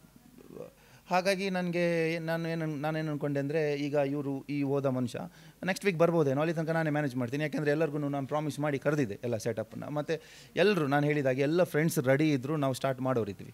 ಸೊ ನಾವು ಸ್ಟಾರ್ಟ್ ಮಾಡಿದ್ವಿ, ಇವತ್ತೆಲ್ಲ ನಾಳೆ ಅವ್ನು ಬರ್ತಾನೆ ಅಂತ. ಆ ವೀಕ್ ಮುಗಿದೋಯ್ತು, ಅವ್ನು ಬರಲಿಲ್ಲ. ಸೊ ನಾನೇ ಪೇ ಮಾಡಿದೆ. ಆವಾಗಲೇ ನಂಗೆ ಗೊತ್ತಾಗಿದ್ದು 1 ವಾರಕ್ಕೆ ಇಷ್ಟು ಲಕ್ಷ ಆಗುತ್ತೆ ಅಂತ ಪೇಮೆಂಟ್. ಸೊ ಟೆನ್ಷನ್ ಆಗ್ತಾ ಬಂತು ಆವಾಗ. ಬಟ್ ಏನು ಮಾಡೋದು, ಸ್ಟಾರ್ಟ್ ಮಾಡಾಯಿತು, ಇವರಿಗೆಲ್ಲ ಪ್ರಾಮಿಸ್ ಮಾಡಾಯಿತು, ಎಲ್ಲರಿಗೂ ಕಾನ್ಫಿಡೆನ್ಸ್ ಕೊಟ್ಟಾಯಿತು. ನೆಕ್ಸ್ಟ್ ವೀಕ್ ಬಂತು, ನೆಕ್ಸ್ಟ್ ವೀಕು ಅವನು ಇರಲಿಲ್ಲ. ಸೊ ಮತ್ತೆ ನಾನೇ ಪೇ ಮಾಡಿದೆ. ಈ ಥರ ಪೇ ಮಾಡಿ ಮಾಡಿ ಮಾಡಿ ಏನಾಯಿತು ಅಂದರೆ, ಇದರಲ್ಲಿ ಜಾಸ್ತಿ ಆಟೋಮೆಟಿಕ್ಕಾಗಿ ನಾನು ಇನ್ವಾಲ್ವ್ ಆದೆ. ನಾನು ಜಾಸ್ತಿ ಫೋಕಸ್ ಯಾವತ್ತೂ ಸಿನಿಮಾ ಫೀಲ್ಡಿಗೆ ಮಾಡಲಿಲ್ಲ. ಯಾಕೆಂದರೆ ಸುಮಾರು ಜನ ಹೇಳ್ತಾರೆ ನೋಡಿ, ಸಿನಿಮಾ ಹುಚ್ಚಿಂದ ಹಂಗಾದರು ಹಿಂಗಾದರು. ಸೊ ಆ ಥರ ರಿಸ್ಕ್ ನಾನು ತೊಗೊಳ್ಳಲ್ಲ ಯಾವತ್ತು. ನನ್ನ ವರ್ಕ್ ನಾನು ಕಲ್ತಿದ್ದೇನಿದೆ ಅದೇ ನನಗೆ ಇಂಪಾರ್ಟೆಂಟ್. ಬಟ್ ಇಲ್ಲಿ ಗೊತ್ತಿಲ್ಲದೆ ಎಲ್ಲರಿಗೋಸ್ಕರ ನಾನು ಅದರಲ್ಲಿ ಇನ್ವಾಲ್ವ್ ಆದೆ. ಆವಾಗ ನಾನು ಏನು ಕೂಡಿಟ್ಟಿದ್ದೆ, ನಂದೇನು ಸೇವಿಂಗ್ಸ್ ಇತ್ತು, ಅಲ್ಲಿ ಒಂದು ಟೈಮಿಗೆ ಅಲ್ಲಿ ಖಾಲಿ ಆಯಿತು. ಖಾಲಿ ಆದಮೇಲೆ ಅದೇ ಟೈಮಲ್ಲೇ ನಂದು ಫ್ರೆಂಡ್ಸ್ ಅಂತ ಯಾರಿದ್ರು ಅವ್ರು ಅರ್ಥ ಮಾಡಿಕೊಂಡ್ರು. ಇದರಲ್ಲಿದ್ದ ಆರ್ಟಿಸ್ಟ್ ಕೂಡ ಅಷ್ಟೇ, ಅವ್ರವ್ರದ್ದು ಚೈನನ್ನು ಕೊಟ್ಟಿದ್ದು ಇದೆ, ಬಂಗಾರನ, ಅಥವಾ ಅವರ ಕೈಯಲ್ಲಿ ಆದಷ್ಟು ದುಡ್ಡನ್ನು ಕೊಟ್ಟು ಹೆಲ್ಪ್ ಮಾಡಿದ್ದು ಇದೆ. ಯಾಕೆಂದರೆ ನಾವು ಏನೆಲ್ಲ ಐಟಮ್ಸನ್ನ ತೊಗೊಂಡು ಬಂದಿದ್ವಿ, ಅದು ಐಟಮ್ಸ್ ನಮಗೆ ಅಷ್ಟು ಬೇಕಿತ್ತು. ಇಲ್ಲಿ ಸ್ವಲ್ಪ ಅಮೌಂಟ್ ಕಮ್ಮಿ ಆಯಿತು ಅಂತ ಅದನ್ನು ವಾಪಸ್ ತಗೊಂಡು ಹೋಗೋ ಥರ ಇರಲಿಲ್ಲ. ಆವಾಗ ಇಲ್ಲಿ ಕ್ವಾಲಿಟಿ ಹಾಳಾಗೋದು. ಸೊ ನನ್ನೇನು ಡ್ರೀಮ್ ಇತ್ತು, ಯಾವ ಥರ ಬರಬೇಕು ಅಂತ ಅಂದ್ಕೊಂಡಿದ್ದೆ ನಾನು, ಅದು ಎಕ್ಸಾಕ್ಟ್ಲಿ ಅದೇ ಥರ ಬರಬೇಕು. ಹಾಗಾಗಿ ಅಲ್ಲಿ ಕಾಂಪ್ರಮೈಸ್ ಮಾಡಲಿಕ್ಕಾಗಲ್ಲ. ಈ ಕಡೆ ಅಮೌಂಟ್ ಇಲ್ಲ, ಮಧ್ಯದಲ್ಲಿ ನಿಲ್ಲಿಸಿದ್ರೂ ಪ್ರಾಬ್ಲಮ್, ಅಲ್ಲಿ ಬಾಟ ಜಾಸ್ತಿ ಆಗುತ್ತೆ. ಎಲ್ಲರನ್ನೂ ವಾಪಸ್ ಕಳಿಸಿದ್ರೆ ಬರೋ ಖರ್ಚು ಜಾಸ್ತಿ ಆಗುತ್ತೆ. ಸೊ ಶೂಟಿಂಗ್ ಕಂಪ್ಲೀಟ್ ಫಿನಿಶ್ ಒಂದು ಸ್ಟ್ರೆಚ್ಚಲ್ಲೇ ಆಗಬೇಕು. ಸೊ ಅದನ್ನು ಮುಗಿಸೋಕ್ಕೆ ಲಾಸ್ಟ್ ಆದಾಗ ತುಂಬ ಕಷ್ಟ ಆಯಿತು. ಬಟ್ ಯಾರ ಹತ್ರನೂ ನನಗೆ ಸಾಲ ಬೇಕು ಅಂತ ಕೇಳಿರಲಿಲ್ಲ. ಹೆಲ್ಪ್ ಮಾಡಿದ್ರು ಸುಮಾರು ಜನ. ಆಮೇಲೆ ಮನೆಯಿಂದನೂ ಏನೇನಾಗುತ್ತೆ ಎಲ್ಲ ಎತ್ಕೊಂಡೋದೆ. ಸೊ ಕಂಪ್ಲೀಟ್ ಶೂಟಿಂಗ್ ಕಂಪ್ಲೀಟ್ ಆಯಿತು. ಹೆಂಗೋ ಶೂಟಿಂಗ್ ಕಂಪ್ಲೀಟ್ ಆಯಿತು. ಕಂಪ್ಲೀಟ್ ಆದಮೇಲೆ ನನಗೆ ಈ ಹಾರ್ಡ್ ಡಿಸ್ಕ್ ಎಲ್ಲ ಇರುತ್ತಲ್ಲ ನಮ್ಮದು, ಅದನ್ನು ಎಲ್ಲ ಕ್ಯಾಪ್ಚರ್ ಮಾಡಿದ್ರು. ಅಂದರೆ ನಮಗೆ ದುಡ್ಡಾಗಬೇಕು ಅಂದರೆ ಮಾತ್ರ ನಿಮಗೆ ಹಾರ್ಡ್ ಡಿಸ್ಕ್ ಕೊಡೋದು ಅಂತ. ಇನ್ನು ಅದನ್ನು ರಿಕವರಿ ಮಾಡೋಕ್ಕೆ ತುಂಬ ಒದ್ದಾಡಿದ್ದೀನಿ. ನಂಗೆ ಗೊತ್ತಿರಲಿಲ್ಲ, ನನಗೆ ಅದು ಐಡಿಯಾ ಇರಲಿಲ್ಲ. ಅಂದರೆ ನಾನು ಸ್ಟ್ರೈಟ್ ಇದ್ದೆ, ನಾನೇನು ಅಂದ್ಕೊಂಡಿರ್ತೀನಿ ಅದನ್ನು ಮಾತ್ರ ಮಾಡ್ತೀನಿ, ಅಷ್ಟು ಮಾತ್ರ ಇರೋದು, ಅದಕ್ಕಿಂತ ಬಿಟ್ಟು ಬೇರೆ ಯಾವುದೂ ಇಲ್ಲ ಅಂತ ಅಂದ್ಕೊಂಡಿದ್ದೆ. ಬಟ್ ಒಂದು ಬಿಸ್ನೆಸ್ ಅಂತ ಬಂದಾಗ ಅದು ನನಗೆಲ್ಲ ನಾನು ಹೇಳೋದು, ನನ್ನಿಂದ ಇನ್ನೊಬ್ಬನಿಗೆ ಒಂದು ಬಿಸ್ನೆಸ್ ಆಗ್ತಾಯಿದೆ, ಅಥವಾ ಯಾವುದೇ ಒಂದು ವಿಷಯನ ನಾನು ನನ್ನದೇ ಒಂದು ಥಾಟಲ್ಲಿ ಇರ್ತೀನಿ, ಅದರಲ್ಲಿ ಬಿಸ್ನೆಸ್ ಹುಡ್ಕೋರು ಸುಮಾರು ಜನ ಇರ್ತಾರೆ. ಸೊ ಅದು ನಾವು ಎಕ್ಸ್ಪೆಕ್ಟ್ ಮಾಡಿರಲ್ಲ ಅಂಥವ್ರು ಇರ್ತಾರ ಅಂತ. ಅಂಥವ್ರು ಸುಮಾರು ಜನ ಇದ್ದರು ಔಟ್ ಆಫ್ ಸರ್ಕಲ್. ಸೊ ಅವರು ಏನು ಮಾಡಿದರು, ನನಗೆ ಗೊತ್ತಿಲ್ಲದೆ ನಾನು ಹಾರ್ಡ್ ಡಿಸ್ಕ್ ಅವ್ರ ಹತ್ರ ಇರುತ್ತೆ ಸೇಫ್ ಆಗಿರುತ್ತೆ ಅಂತ ನಾನು ಸುಮ್ಮನಿದ್ದೀನಿ. ನನ್ನ ಪಾರ್ಟ್ನ ಮಾತ್ರ ನಾನು ಕಾನ್ಸಂಟ್ರೇಟ್ ಮಾಡ್ತಾಯಿದ್ದೆ. ಮತ್ತು ಹಾರ್ಡ್ ಡಿಸ್ಕ್ನ ಅವರು ಇಟ್ಕೊಂಡ್ರು, ಅದನ್ನು ಕೇಳೋದಕ್ಕೆ ನಾನು ತುಂಬ ಒದ್ದಾಡಿದೆ. ಅದಕ್ಕೆ ಎಕ್ಸ್ಟ್ರಾ ದುಡ್ಡು ಬೇಕು ಅಂದರು. ಅದು ನನ್ನ ಔಟ್ ಆಫ್ ಬಜೆಟ್, ಅದು ನನಗೆ ಎಕ್ಸ್ಪೆಕ್ಟೇಷನ್ ಇರಲಿಲ್ಲ. ಅದನ್ನು ರೆಡಿ ಮಾಡೋದಕ್ಕೆ ಒಂದಷ್ಟು ತಿಂಗಳು ಹೋಯಿತು. ಆವಾಗ ನನಗನ್ನಿಸ್ತು ಯಾವ್ಯಾವ ಥರದಲ್ಲಿ ಮೋಸ ಮಾಡ್ತಾರೆ ಅಂತ. ಅಂದರೆ ನಾನೇನು ಆ ಥರ ಅಂದ್ಕೊಂಡೇ ಇಲ್ಲ, ಅವ್ರಿಗೆ ಯಾಕೆ ಈ ಥರ ಎಲ್ಲ ಮನಸ್ಸಿಗೆ ಬರುತ್ತೆ ಅಂತ ಅನ್ನಿಸ್ತಾ ಇತ್ತು. ಅಲ್ಲೊಂದು 4-5 ಲ್ಯಾಕ್ಸ್ ಹೋಯಿತು. ಅದು ಒಳ್ಳೆ ಬಿಸ್ನೆಸ್ ಅಲ್ವಾ? ಆ್ಯಕ್ಚುಲಿ ಅದು ಒಳ್ಳೆ ಬಿಸ್ನೆಸ್. ನಾನು ಅದೇ ಪ್ಲೇಟ್ನ ತಿರುಗಿಸಿ ನಾನು ಆ ಕಡೆ ಇದ್ರೂ ನಾನೊಂದು ಆ ಥರ ಕ್ರಿಮಿನಲ್ ಟೈಪ್ ಯೂಸ್ ಮಾಡಿದ್ರೆ ಟೋಟಲ್ ಮೂವಿ ಅದು. ಆ ಕಡೆ ಮೂವಿಗೆ ಹಾಕಿರೋ 50 ಲಕ್ಷ ಇಂಪಾರ್ಟೆಂಟಾ, 5 ಲಕ್ಷದ ಹಾರ್ಡ್ ಡಿಸ್ಕ್ ತೊಗೊಳ್ಳೋದು ಇಂಪಾರ್ಟೆಂಟಾ? ನಾನು 10 ಲಕ್ಷ ಕೇಳಿದ್ರು ಅವರು ನಾನು ಕೊಡಲೇಬೇಕು, ಯಾಕೆಂದರೆ ಅಷ್ಟು ದೊಡ್ಡ ವಿಚಾರ ಅದರೊಳಗಡೆ ಇದೆ, ಅದನ್ನು ಕಾಪಿ ಮಾಡೋಕ್ಕಾಗಲ್ಲ. ಸೊ ನಾನು ಎಲ್ಲ ಕಲ್ಲರು ಹೀರೋನೇ ಅವ್ರವ್ರ ಜಾಗದಲ್ಲಿ. ಬಟ್ ಅದರ ಆಪೋಸಿಟ್ ಅವನಿಗೆ ಏನು ಅನಿಸುತ್ತೆ, ಎಷ್ಟು ನೋವಾಗುತ್ತೆ ಅಂತ ಅವ್ರಿಗೆ ಗೊತ್ತಿರಲ್ಲ. ಅವ್ರು ಮಾಡೋದು ಅವ್ರಿಗೆ ಕರೆಕ್ಟೇ, ಅವ್ರಿಗೆ ತಪ್ಪು ಅಂತ ಅನಿಸಿದ್ರೆ ಅವರು ಅದನ್ನು ಯಾವತ್ತೂ ಮಾಡಲ್ಲ. ಯಾರಾದರೂ ಯಾವ ಕೇಸ್ಗೆ ಲೆಕ್ಕ ಹಾಕಿದ್ರೂ ಅಷ್ಟೇ. ಎಲ್ಲರೂ ಹೀರೋ. ನಾನು ಅವ್ರ ಜಾಗದಲ್ಲಿ ನಿಂತರೆ ಮೇ ಬಿ ನಾನು ಕೂಡ ಸರಿ ಅಂತ ನನಗೆ ಅನ್ನಿಸ್ಬೋದು. ಬಟ್ ಆಪೋಸಿಟ್ ಅವನ ಮನಸ್ಸಲ್ಲಿ ಏನಾಗುತ್ತೆ ಅಂತ ಅವ್ರು ಅರ್ಥ ಮಾಡಿಕೊಂಡ್ರೆ ಮೇ ಬಿ ಇಂಥ ತಪ್ಪುಗಳು ಬರೀ ಹಾರ್ಡ್ ಡಿಸ್ಕ್ ವಿಷಯ ಅಲ್ಲ, ಯಾವುದೇ ವಿಷಯಕ್ಕೂ ನೀವು ಆವಾಗ ಕೇಳಿರೋ ವಿಷಯಕ್ಕೂ ಇವಾಗ ಹೇಳೋದು ಯಾವುದು ತಪ್ಪಾಗಲ್ಲ ಅಂತ ನನಗೆ ಅನಿಸುತ್ತೆ. ಈ ಥರ ರೀಸೆಂಟಾಗಿ ಕೂಡ ನನ್ನ ಜೊತೆ ಈಗ ಒಂದು 2 ಡೇಸ್ ಬ್ಯಾಕ್ ನನ್ನ ಹತ್ರ ಏನೂ ಇಲ್ಲ ಕೊಡೋದಕ್ಕೆ ಅಂತ ಗೊತ್ತಿದ್ದಾಗ್ಲೂ ಒಬ್ಬ ನನಗೊಂದು ಸ್ವಲ್ಪ ಬೇಕಿತ್ತು ಅಂತ ಕೇಳೋದು, ಅವನಿಗೆ ಗೊತ್ತಿದ್ರೂ ಅವ್ನು ಯಾವ ಬಾಯಿಂದ ಕೇಳ್ತಾನೆ ಅಂತ ನನಗನ್ಸೋದು. ಈ ಕಡೆ ನನ್ನ ಹತ್ರ ಇಲ್ಲ ಅಂದ್ರೂ ನನ್ನ ಹತ್ರ ಇಲ್ಲ ಅನ್ನೋಕ್ಕೆ ಮನಸ್ಸು ಬರಲ್ಲ, ಕೇಳಿದ್ನಲ್ಲ ಅವನು. ಈಗ ನಾನು ಅದೇ ಎಕ್ಸ್ಪೆಕ್ಟ್ ಮಾಡೋದು. ಹಾಂ, ನಾನಾದ್ರೂ ಒಬ್ಬನಿಗೆ ಕೇಳಿದ್ರೆ ಅವ್ನು ನನಗೆ ಕೊಡಲೇಬೇಕು. ಅದೇ ಥರ ಯಾರಾದರೂ ನನ್ನ ಹತ್ರ ಕೇಳಿದ್ರೆ ನನಗೆ ಕೊಡಬೇಕು ಅಂತ ಅನಿಸುತ್ತೆ. ಕೊಟ್ಟ ಮೇಲೆ ಅದನ್ನು ಕರೆಕ್ಟ್ ಟೈಮ್ಗೆ ಅವನಿಗೆ ವಾಪಸ್ ಕೊಡಬೇಕು ಅಂತ ಅವನಿಗೆ ಅನಿಸ್ಬೇಕು, ಏನೇ ಇದ್ರು. ಹಂಗಿದ್ರೆ ರಿಲೇಷನ್ ತುಂಬ ಚೆನ್ನಾಗಿ ಹೋಗೋದು ಮುಂದೆ. ಆ್ಯಂಡ್ ಅಲೋಕ್ ಅವರು ಲಕ್ಷಾಧಿಪತಿನ ಅರ್ಧ ಕೋಟಿ ಬಜೆಟ್ ಹಾಕಿ ಸಿನಿಮಾ ಮಾಡಿದಿರಲ್ಲ, ಅದಕ್ಕೆ ಲಕ್ಷಾಧಿಪತಿ ಹೆಂಗೆ ಅಂತೀರ? ಅರ್ಧ ಕೋಟಿ ಕಳ್ಕೊಂಡ ಅಲೋಕ್ ಅಂತ ಹೇಳಬೇಕು. ಅರ್ಧ ಕೋಟಿ ಅವತ್ತಾಗಿರೋದು ಮ್ಯಾಮ್, 50 ಕೋಟಿ ಮೇಲೆ ಆಗಿದೆ. ಅರ್ಧ ಕೋಟಿ ಅವತ್ತಾಗಿರೋದು ಅಂದರೆ ಶೂಟಿಂಗ್ ಮುಗಿಯೋ ಟೈಮಲ್ಲಿ. ಇವಾಗ ರಿಲೀಸ್ ಆಯ್ತಲ್ವಾ? ಹಾಂ, ಇವಾಗ ಕೋಟಿ ಆಯಿತು. ಕೋಟಿ ಕಳ್ಕೊಂಡಾಯ್ತು, ಕೋಟಿ ಆಗಿಲ್ಲ, ಕಳ್ಕೊಂಡಾಯ್ತು. ನನಗೆ ಕಳ್ಕೊಂಡಿರೋದು ಬೇಜಾರಿಲ್ಲ, ನಾನು ಅದಕ್ಕಿಂತ ಮುಂಚೆನೂ ಸುಮಾರು ಕಳ್ಕೊಂಡಿದ್ದೀನಿ ಇದೇ ಥರ ಪ್ರಾಬ್ಲಮ್ಸ್ಗಳಿಂದ. ಬಟ್ ನನಗೇನಂದರೆ, ನನ್ನನ್ನು ಒಂದು ರೂಮಲ್ಲಿ ನಿಮ್ಮ ಕಂಪ್ಯೂಟರ್ ಕೊಟ್ಟು ಕೂರಿಸಿ ನಾನು ಅಲ್ಲೇ ದುಡಿತೀನಿ. ಅಷ್ಟು ನನಗೆ ಗೊತ್ತಿದೆ. ವೆಬ್ಸೈಟ್ ಆಗಲಿ, ಸಾಫ್ಟ್ವೇರ್ಸ್ ಆಗಲಿ, ಟ್ಯಾಲೆಂಟ್ ಇದೆ ನನಗೆ. ನನ್ನ ಅವತ್ತಿಂದಲೂ ನನಗೆ ಇಷ್ಟೇ ಗೊತ್ತಿದ್ದಿದ್ದು. ನಾನು ಏನೇ ಕೆಲಸ ಮಾಡಿದ್ರು ನಂದು basically I am interior designer. So interior design ಅಂದರೆ ಅದು ನಂದು ಅಂತ ನಾನು ಮಾಡ್ತೀನಿ. ಕ್ಲೈಂಟಿಗೆ ಏನು ಇಷ್ಟ ಅನ್ನೋದಕ್ಕಿಂತ ಜಾಸ್ತಿ ನಾನು ವರ್ಕ್ನ ಮಾಡ್ತೀನಿ. ಅದು ಇಂಟೀರಿಯರಲ್ಲಿ ಆಗಲಿ, ಮೂವಿಯಲ್ಲಾಗಲಿ, ಅಥವಾ ನಾನು ಏನು ಇಷ್ಟಪಡ್ತೀನೋ ಕ್ರಿಯೇಟಿವ್ ವರ್ಕ್ ಏನೇ ಇರಲಿ ಅದರಲ್ಲಿ. ಆವಾಗ ನಾನು ಬಜೆಟ್ ಎಷ್ಟಾಯಿತು, ನಾನು ಕೊಟ್ಟ ಕೊಟೇಶನ್ ಏನು ಅಂತ ನಾನು ಯೋಚನೆ ಮಾಡಲ್ಲ. ನನ್ನ ಮನಸ್ಸಲ್ಲಿ ಇಷ್ಟಪಟ್ಟು ನಾನು ಮಾಡ್ತೀನಿ. ಅದಾದಮೇಲೆ ಲಾಸ್ಟಿಗೆ ನೋಡಿ, ನೀವು ಅಂದ್ಕೊಂಡಂಗೆ ಆಯಿತು, ಅದಕ್ಕಿಂತ ತುಂಬ ಚೆನ್ನಾಗಾಯಿತು, ಮೂವಿನೋ ಇನ್ನೊಂದು ಆಯಿತು. ಇವಾಗ ನಾನು ಫೀಸ್ ಕೊಡಿ ಅಂತಂದಾಗ, ನಾನು ಫೀಸ್ ಕೊಡಿ ಅಂತ ನಾನು ಕೇಳಬಾರ್ದು, ಅವ್ರು ಕೊಡಬೇಕು. ಯಾಕೆಂದರೆ ಅವ್ರು ಕೇಳಿದ್ದಕ್ಕಿಂತ ಚೆನ್ನಾಗಿ ಮಾಡಿದ್ದೀನಿ, ಎಕ್ಸ್ಟ್ರಾ ಕೇಳ್ತಾ ಇಲ್ಲ, ಅದು ಕೊಡಬೇಕು. ಬಟ್ ಅವ್ರು ಕೊಡಲ್ಲ ಅಂತಂದಾಗ ನಂಗೆ ಕೇಳೋಕ್ಕೆ ಮನಸ್ಸಾಗಲ್ಲ. ನನಗಿನ್ನ ದೊಡ್ಡವರು ಅವ್ರು ಕೊಡಬೇಕು ತಾನೆ. ನಾನು ಚಿಕ್ಕವನಾಗಿ ಅವನ ಹತ್ರ ಕೊಡಿ ಅಂತ ಏನು ಕೇಳೋದು? ಜಗಳ ಮಾಡೋದಂದರೆ ನನಗೆ ಇಷ್ಟ ಇಲ್ಲ. ಈ ಥರ ಒಂದು ಈ ಥರ ಒಂದು ಕ್ಯಾರೆಕ್ಟರ್ನ ಇಟ್ಕೊಂಡು ನೀವು ಹೇಗೆ ಕೋಟಿ ಮಾಡಿದ್ರಿ ಅಂತ? 50,000 ಇದ್ದಿದ್ದು ನಮ್ಮ ಮೂವಿ ಸ್ಟಾರ್ಟ್ ಆದಾಗ, ಅದೇ ಅವನು ಕೊಟ್ಟಿರೋ 50,000. ಮತ್ತು ಈಗ ಕೋಟಿ ನಾನು ಮಾಡಿ ಕಳ್ಕೊಂಡಿದ್ದಲ್ಲ, ಅದು ಹೇಗೆ ಬಂತು ಅಂತಲೇ ಗೊತ್ತಿಲ್ಲ.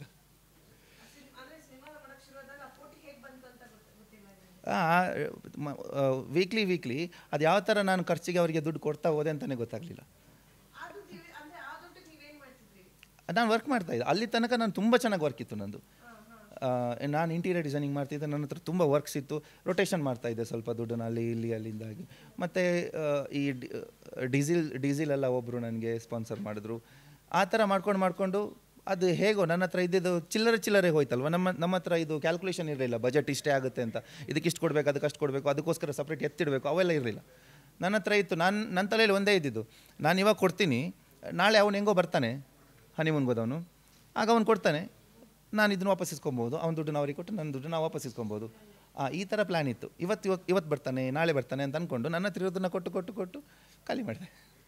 ಓಕೆ, ಅಂದರೆ ಇವಾಗ ಯಂಗ್ಸ್ಟರ್ಸ್ಗಳು ದುಡ್ಡನ್ನು ಸೇವ್ ಮಾಡೋದು ಎಷ್ಟು ಇಂಪಾರ್ಟೆಂಟು? ಆ್ಯಸ್ ಎ ನೀವು ಯಂಗ್ಸ್ಟರ್ ಆಗಿ ಈಗ 1 ಕೋಟಿ ಸಿನಿಮಾವನ್ನು ನೀವು ಪ್ರೊಡ್ಯೂಸ್ ಮಾಡಿದ್ದೀರಾ ಅಂತಂದರೆ ಸ್ವಲ್ಪ ಕಷ್ಟನೇ ಇದೆ. ಸೊ ನೀವು ಹೇಗೆ ದುಡ್ಡು ಸೇವ್ ಮಾಡ್ತಿದ್ದೀರಾ? ಆ್ಯಂಡ್ ಯಂಗ್ಸ್ಟರ್ಸ್ಗಳು ದುಡ್ಡಿನ ಬಗ್ಗೆ ಎಷ್ಟು ನಾಲೆಜ್ ಇರಬೇಕು ಅವರಿಗೆ, ಅದನ್ನು ಹೇಗೆ ಖರ್ಚು ಮಾಡಬೇಕು? ಇದು ಡಿಪೆಂಡ್ ಆಗುತ್ತೆ. ಈಗ ಯಂಗ್ಸ್ಟರ್ಸ್ ಅಂದರೆ ಅವರು ಏನು ಅಂದ್ಕೋತಾರೆ ಅಂದರೆ, ನಾವು ಇದ್ದೀವಿ, ನಾವು ಇವಾಗ ಖರ್ಚು ಮಾಡಬೇಕು, ಮತ್ತೆ ಯಾವಾಗ ಖರ್ಚು ಮಾಡೋದು ಅಂತೇಳಿ ಅವ್ರು ಖರ್ಚು ಮಾಡ್ತಾರೆ. ತಪ್ಪಲ್ಲ ಅದು. ಬಟ್ ನನಗೇನು ಅನಿಸುತ್ತೆ ಅಂತಂದರೆ, ಯಂಗ್ಸ್ಟರ್ಸ್ ಇರೋವಾಗ ಖರ್ಚು ಮಾಡಲೇಬಾರ್ದು, ಕೂಡಿಡಬೇಕು. ಅದನ್ನು ಆದಷ್ಟು ಕೂಡಿಡಬೇಕು. ಯಾವಾಗ ಖರ್ಚು ಮಾಡಬೇಕು ಅಂದರೆ, ನನ್ನ ಹತ್ರ 1 ಕೋಟಿ ಆಯಿತು ಅಂದಾಗ ಅದರಲ್ಲಿ 10 ಲಕ್ಷ ಖರ್ಚು ಮಾಡಲಿ. 1 ಕೋಟಿ ನಂದೇ, ಯಾರಿಗೂ ಕೊಡೋಕ್ಕಿಲ್ಲ, 10 ಲಕ್ಷ ಖರ್ಚು ಮಾಡಲಿ, ಅದು ಒಳ್ಳೇದು ಅನಿಸುತ್ತೆ. ಯಾಕೆಂದರೆ ಎಷ್ಟು ಜಾಸ್ತಿ ಕೂಡಿಡ್ತೀವಿ ಅಷ್ಟೇ ಅಪರ್ಚುನಿಟಿ ನಾಳೆ ಬರುತ್ತೆ. ಖಾಲಿ ಮಾಡಿಬಿಟ್ರೆ ನಾಳೆ ಒಳ್ಳೊಳ್ಳೆ ಅಪರ್ಚುನಿಟಿಗೆ ಅವತ್ತು ನನ್ನ ಹತ್ರ ದುಡ್ಡಿತ್ತು, ಇದಕ್ಕೆ ಇವಾಗ ಇನ್ವೆಸ್ಟ್ ಮಾಡೋಕ್ಕೆ ದುಡ್ಡಿಲ್ಲಲ್ಲ ಅನ್ನೋದು ರಿಗ್ರೆಟ್ ಬರುತ್ತೆ. ಆ ರಿಗ್ರೆಟ್ ಬರಬಾರ್ದು. ಸೊ ನಾನು ಇಲ್ಲಿ ತಪ್ಪೇ ಮಾಡಿದ್ದೀನಿ ಆ್ಯಕ್ಚುಲಿ. ಬಟ್ ತಪ್ಪಲ್ಲೂ ಒಂದು ಸ್ಯಾಟಿಸ್ಫ್ಯಾಕ್ಷನ್ ನನಗಿದೆ. ಯಾಕೆಂದರೆ ಇವತ್ತು ಕೂಡ ಅಷ್ಟೇ, ಈಗ ನಾನು ಇಷ್ಟು ಇನ್ವೆಸ್ಟ್ ಮಾಡಿದ್ದೀನಿ, ನಾಳೆ ನನ್ನ ಮೂವಿಯಿಂದ ಏನು ಸುಮಾರು ಜನ ಇದ್ದಾರೆ ಝೀರೋ ಆಗಿರೋರು ಮೂವಿ ಮಾಡಿ. ಸೊ ನನಗೆ ಝೀರೋ ಆದರೆ ನನಗೇನು ಪ್ರಾಬ್ಲಮ್ ಇಲ್ಲ. ನಾನು ಇದರಲ್ಲಿ ಅದೇ ಹೇಳಿದ್ದು, ನಾನು ಸಾಲ ಮಾಡಲಿಲ್ಲ. ನನಗೆ ನನ್ನ ಫ್ರೆಂಡ್ಸ್ ಇದ್ದರು, ಅವ್ರು ನಂಗೆ ಹೆಲ್ಪ್ ಮಾಡಿದ್ರು. ಈಗ ರೀಸೆಂಟಾಗಿ ಇದನ್ನು ರಿಲೀಸ್ಗೆ ಅಂತ ತಂದಾಗ ಮಾತ್ರ ನಾನು ಒಬ್ಬರಿಗೆ ಪ್ರಾಮಿಸ್ ಕೊಟ್ಟಿದ್ದೀನಿ, ಬಿಟ್ಟರೆ ಬೇರೆ ಯಾವುದು ಸಾಲ ಅಂತ ಇಲ್ಲ ನನಗೆ. ಅದು ಚಿಕ್ಕ ಪ್ರಾಮಿಸ್, ಆ ಪ್ರಾಮಿಸ್ನ ನಾನು ನಿಭಾಯಿಸೋ ನನಗೆ ಶಕ್ತಿ ಇದೆ. ಸೊ ಈ ಥರ ತಪ್ಪು ಮಾಡೋಕ್ಕೆ ಹೋಗಬಾರ್ದು ಯಾರೂ. ಬಟ್ ಮಾಡಾಗಿದೆ, ಇನ್ನು ನಾನು ಮಾಡಾಗಿದ್ದೀನಿ. ಅದು ಆ ಎಕ್ಸ್ಪೀರಿಯೆನ್ಸಿಂದ ಹೇಳೋದು. ಮೂವಿ ಮಾಡೋದು ಅಷ್ಟು ಈಸಿ ಅಲ್ವೇ ಅಲ್ಲ. ಮೂವಿ ಮಾಡೋದು ಈಸಿ ಆದ್ರೂ ಮೂವಿ ಮಾಡೋದು ಈಸಿ ಆಗ್ಬೋದು ಒಂದು ಹಂತಕ್ಕೆ. ಕಂಪ್ಲೀಟ್ ಮಾಡಿದ್ಮೇಲೆ ಜನರಿಗೆ ತೋರಿಸೋ ಟೈಮ್ ಬಂದಾಗ, ಇವಾಗ ಈ ಟೈಮ್ ಆ್ಯಕ್ಚುಲಿ ನನಗೆ ಅದನ್ನು ಈಗ ಪ್ರಮೋಷನ್ ಮಾಡ್ತಾರಲ್ವ, ಸೊ ಪ್ರಮೋಷನ್ ನಾನು ಮಾಡಲೇ ಇಲ್ಲ ಅಂದ್ಕೊಳ್ಳಿ. ಬೆಂಗಳೂರಲ್ಲಿ ಮಂಗಳೂರನ್ನ ಬಿಟ್ಟು ಈಚೆಗೆ ಕುಡ್ಲ ನಮ್ಮದೂರು ಮೂವಿ ಅಂತ ಒಂದು ಇದೆಯಾ ಅಂತಲೂ ಗೊತ್ತಿಲ್ಲ ಮೇ ಬಿ ಜನರಿಗೆ ಅಂತ ಅನಿಸುತ್ತೆ. ನಾನು ತಲುಪಿಸಲಿಲ್ಲ ಅಷ್ಟು ಈಸಿಯಾಗಿ, ತಲ್ಪ್ಸೋಕ್ಕಾಗಿಲ್ಲ ನನಗೆ. ಅಮೌಂಟ್ ಶಾರ್ಟೇಜ್, ಇವಾಗ ಅಮೌಂಟ್ ಶಾರ್ಟೇಜ್ ಎಲ್ಲದಕ್ಕೂ. ನಿಮಗೆ ಹೇಳಬೇಕು ಅಂತಂದ್ರೂ ಏನಾದರೂ ಒಂದು ನಾನು ಖರ್ಚು ಮಾಡಬೇಕು. 10 ಜನರಿಗೆ ಹೇಳಬೇಕು ಅಂತಂದ್ರೂ ನಾನು ಅಟ್ಲೀಸ್ಟ್ ಅವ್ರ ಹತ್ರ ಹೋಗಿ ಫ್ಯೂಲ್ ಖರ್ಚು ಮಾಡಿ ಆದ್ರೂ ಹೇಳಬೇಕು. ಸೊ ಆ ಲೆವೆಲ್ಗೆ ಇವಾಗ ಬಂದಿದೆ.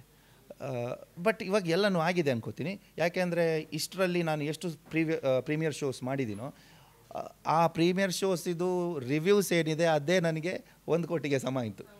ಇನ್ನು ಬಂದರೂ ಒಂದೇ, ಬಂದಿಲ್ಲ ಅಂದ್ರೂ ಒಂದೇ. ಈಗ ಸ್ಯಾಂಡಲ್ವುಡ್ನಲ್ಲಿ ಇಳಿದು ಅದರ ಆಳ ನೋಡಿ ಈಜ್ತಾ ಇದ್ದೀರಾ, ಈಜಿ ಮುಳುಗಿದ್ದೀರಾ ಅಥವಾ ಮತ್ತೆ ಎದ್ದೊಳ್ತೀರಲ್ಲ? ಪುಣ್ಯ. ಓಕೆ, ಈಜ್ತಿದ್ದೀರಾ ಈಗ, ಇನ್ನು ಮುಳುಗೋದು ಇಲ್ಲ. ಎಸ್. ಈಗ ಅಲೋಕ್ ಅವರು ಬರೀ ನಿಮ್ಮ ಅದೇ ಲೋಕಲ್ ತುಳು ಲ್ಯಾಂಗ್ವೇಜ್ ಅದರಲ್ಲೇ ಅಷ್ಟೇ ಸಿನಿಮಾಗಳನ್ನ ನೋಡ್ತಾರಾ ಅಥವಾ ಅದರಿಂದ ಆಚೆ ಕನ್ನಡ ಸಿನಿಮಾಗಳು ನೋಡಿದ್ದೀರಾ ನೀವು? ನಾನು ಕನ್ನಡ ನೋಡಿನೇ ನನಗೆ ಮೂವಿ ಫೀಲ್ಡಲ್ಲಿ ಇಂಟ್ರೆಸ್ಟ್. ನನಗೆ ಆ್ಯಕ್ಚುಲಿ ಕನ್ನಡ ನನ್ನ ಫೇವ್ರೇಟ್ ಸಬ್ಜೆಕ್ಟ್. ತುಳುನ ನಾನು ಪ್ರೀತಿ ಮಾಡ್ತೀನಿ, ನನ್ನ ಮದರ್ ಟಂಗ್. ಬಟ್ ಕನ್ನಡಕ್ಕೆ ನನ್ನ ರೆಸ್ಪೆಕ್ಟ್ ಇದೆ, ಅದು ನನಗೆ ಇಷ್ಟ ಕೂಡ. ನಾನು ಸಿನಿಮಾ ಫೀಲ್ಡಿಗೆ ಎಂಟ್ರಿ ಆಗೋದಕ್ಕೂ ನನಗೆ ಕನ್ನಡ ಸಿನಿಮಾನೇ ರೀಸನ್.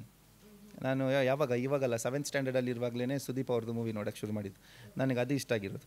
ಅದು ಇಷ್ಟ ಆಗಿ ನಾನೇ ಸುದೀಪ್ ಅಂತ ಅನ್ಕೊತ ಇದ್ದೆ. ಸುದೀಪ್ ಸರ್ ಅವರು ನೋಡೋವಾಗ ನಾನು ಅವ್ರ ಪ್ಲೇಸಲ್ಲಿ ನನ್ನನ್ನು ಇಡ್ತಿದ್ದೆ ಮೂವಿ ನೋಡೋವಾಗ. ಆಮೇಲೆ ಆಗಿದ್ದು ನಾನು ಟಾಲ್. ಹೌದು, ಆಮೇಲೆ ಆಗಿದ್ದು ನಾನು ಟಾಲ್. ಆ್ಯಕ್ಚುಲಿ ಮೇ ಬಿ ಅದು ಅಲ್ಲಿ ನನ್ನನ್ನು ಇಟ್ಟು ಆಗಿರ್ಬೋದು. ಇಲ್ಲ, ಇದು ಧರ್ಮಕ್ಕೆ ಆಗಿದ್ದು ಅಂತ ಅಂದ್ಕೊಳ್ಳೋದು ನಾನು. ಸೊ ಅದು ನನಗೆ ತುಂಬ ಇಷ್ಟ ಆಯಿತು. ಇಷ್ಟ ಆದಮೇಲೆ ನಾನು ಅವ್ರ ಥರ ಮಿಮಿಕ್ರಿ ಮಾಡೋಕ್ಕೆ ಶುರು ಮಾಡಿದೆ. ಅದು ಜಾಸ್ತಿ ಆಗ್ತಾ ಬಂತು ಒಂದು ಕಡೆ. ಆವಾಗೆಲ್ಲ ನಾನು ಕೆಲಸಕ್ಕೆಲ್ಲ ಹೋಗ್ತಿರಲಿಲ್ಲ, ಸೊ ಫುಲ್ ಟೈಮ್ 24 hours ಇದೇ ಮಾಡ್ತಾಯಿದ್ದೆ ನಾನು. ನನಗೆ ಅವರಂದರೆ ತುಂಬ ಇಷ್ಟ. ನಮ್ಮಮ್ಮನಿಗೆ ದರ್ಶನ್ ಅಂದರೆ ತುಂಬ ಇಷ್ಟ. ಸೊ ನಮ್ಮಲ್ಲೇ ಜಗಳ. ಅವರು ದರ್ಶನ್ ಫ್ಯಾನ್, ನಾನು ಸುದೀಪ್ ಫ್ಯಾನ್, ಆ ಥರ ನಮ್ಮಲ್ಲೇ ಜಗಳ ಆಗ್ತಾಯಿತ್ತು. ಆ್ಯಕ್ಚುಲಿ ಅವರಿಗೋಸ್ಕರ ಏನೆಲ್ಲ ಇತ್ತು. ನನಗಿನ್ನೂ ದೊಡ್ಡ ಫ್ಯಾನ್ಸ್ ಇದ್ದಾರೆ, ಏನೇನೋ ಮಾಡಿರೋ ಫ್ಯಾನ್ಸ್ ಇದ್ದಾರೆ. ನಾನು ಅವರಿಗೆ ಕಂಪೇರ್ ಮಾಡ್ತಿಲ್ಲ, ಬಟ್ ನನಗೆ ನನ್ನದೇ ದೊಡ್ಡದು. ನಾನೇನು ಮಾಡಿದ್ದು ನನಗೆ ದೊಡ್ಡದು. ಮನೆಯಿಂದ ನನಗೆ ಈಚೆ ಬರೋಕ್ಕೆ ಗೊತ್ತಿರಲಿಲ್ಲ ಆ ಟೈಮಲ್ಲಿ. ಒಂದು ಸಿಟಿಗೆ ಹೋಗಬೇಕು ಅಂದರೆ ನಾನು ಒಬ್ಬನೇ ಹೋಗ್ತಿರಲಿಲ್ಲ.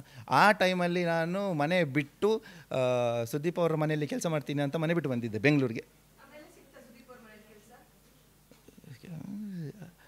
ಯಾರ್ದೋ ಮನೇಲಿ ಕೆಲಸ ಸಿಗೋದು ಉಳಿತು, ಪುಣ್ಯಕ್ಕೆ ನಾನು ವಾಪಸ್ ಹೋದೆ. ಇಲ್ಲ, ಅಲ್ಲಿಗೆ ಮಿಸ್ ಆದೆ ನಾನು. ಯಾಕೆಂದರೆ ಇಲ್ಲಿ ಬಂದಾಗ ಯಾರೋ ಅವಾಗೆಲ್ಲ ಜಾಸ್ತಿ ಇಲ್ಲೆಲ್ಲ ವೈಟ್ ಡ್ರೆಸ್ ಹಾಕ್ಕೊಂಡೆ ಓಡೋರು ನಾನು ನೋಡ್ತಿದ್ದು. ಬಟ್ ನಾನು ಅವಾಗ ಅನ್ಕೊತಿದ್ದೆ ಇವರೆಲ್ಲ ದೊಡ್ಡ ಪೊಲಿಟಿಷಿಯನ್ಸ್ಗಳು ಅಂತ, ಆ ಡ್ರೆಸ್ ಎಲ್ಲ ನೋಡಿ. ಸೊ ನನಗನ್ನಿಸ್ತು ಇವರೆಲ್ಲ ಪೊಲಿಟಿಷಿಯನ್ಸ್ ಅಂದರೆ ಹೆಲ್ಪ್ ಮಾಡೋರು ಆವಾಗಿನ ಯೋಚನೆಗೆ. ಸೊ ಇವ್ರು ನನಗೆ ಹೆಲ್ಪ್ ಮಾಡ್ತಾರೆ, ಸುದೀಪ್ ಮನೆಗೆ ಕರ್ಕೊಂಡು ಹೋಗ್ತಾರೆ ಅಂತ ಅಂದ್ಕೊಂಡು ನಾನು ಅವ್ರ ಹತ್ರ ಕೇಳಿದೆ. ಅವ್ರು ಹೇಳಿದ್ರು, ಇಲ್ಲೇ ಇರೋದು ಸುದೀಪ್ ಅವ್ರ ಹೋಟೆಲ್ ಇದೆ ಇಲ್ಲಿ, ನಂಗೆ ಗೊತ್ತಿಲ್ಲ ಆ ಥರ ಇದೆಯಂತನೂ. ಇಲ್ಲೇ ಇರೋದು, ಬನ್ನಿ ನೀನು ಕರ್ಕೊಂಡು ಹೋಗ್ತೀನಿ ಅಂತ ಕರ್ಕೊಂಡು ಹೋದ್ರು. ನನಗೆ ಇದು ಬ್ರೇಕ್ಫಾಸ್ಟ್ ಎಲ್ಲ ಆರ್ಡರ್ ಮಾಡಿದ್ರು, ಪೇ ಎಲ್ಲ ನಾನೇ ಮಾಡಿದ್ದೀನಿ. ಅದಾದಮೇಲೆ ಅವ್ರು ಅಲ್ಲಿಂದ ಈಗ ಬರ್ತೀನಿ ಅಂತ ಹೋದವ್ರು ಬರಲೇ ಇಲ್ಲ. ನನ್ನ ಹತ್ರ ಬಸ್ ಚಾರ್ಜ್ ಎಷ್ಟಾಗುತ್ತೆ ಅಂತಲೂ ವಾಪಸ್ ಹೋಗೋಕ್ಕೆ ಗೊತ್ತಿರಲಿಲ್ಲ. ಎಷ್ಟು ವರ್ಷ ಇತ್ತಾಗ ನಿಮಗೆ? 10th. ಸೊ 10ನೇ ಕ್ಲಾಸ್ ಹುಡುಗನ ಹತ್ರ ಬಂದು ಅವರೇ ತಿಂಡಿ ತಿಂದು ನಿಮ್ಮ ಹತ್ರ ದುಡ್ಡು ಕೊಡಿಸಿ ಹೋದರು. ಅವನೆಂಥ ಮಹಾನ್ ಭಾವ ಇದ್ದ ನಂಗಾದ್ರೆ. ಇಂಥವ್ರಿಗೆಲ್ಲ ಬೈಬೇಕಂದ್ರೆ ಯಾವ ವರ್ಡ್ ಯೂಸ್ ಮಾಡ್ತೀರಾ ನಿಮ್ಮ ಮಂಗಳೂರು ಲ್ಯಾಂಗ್ವೇಜಲ್ಲಿ?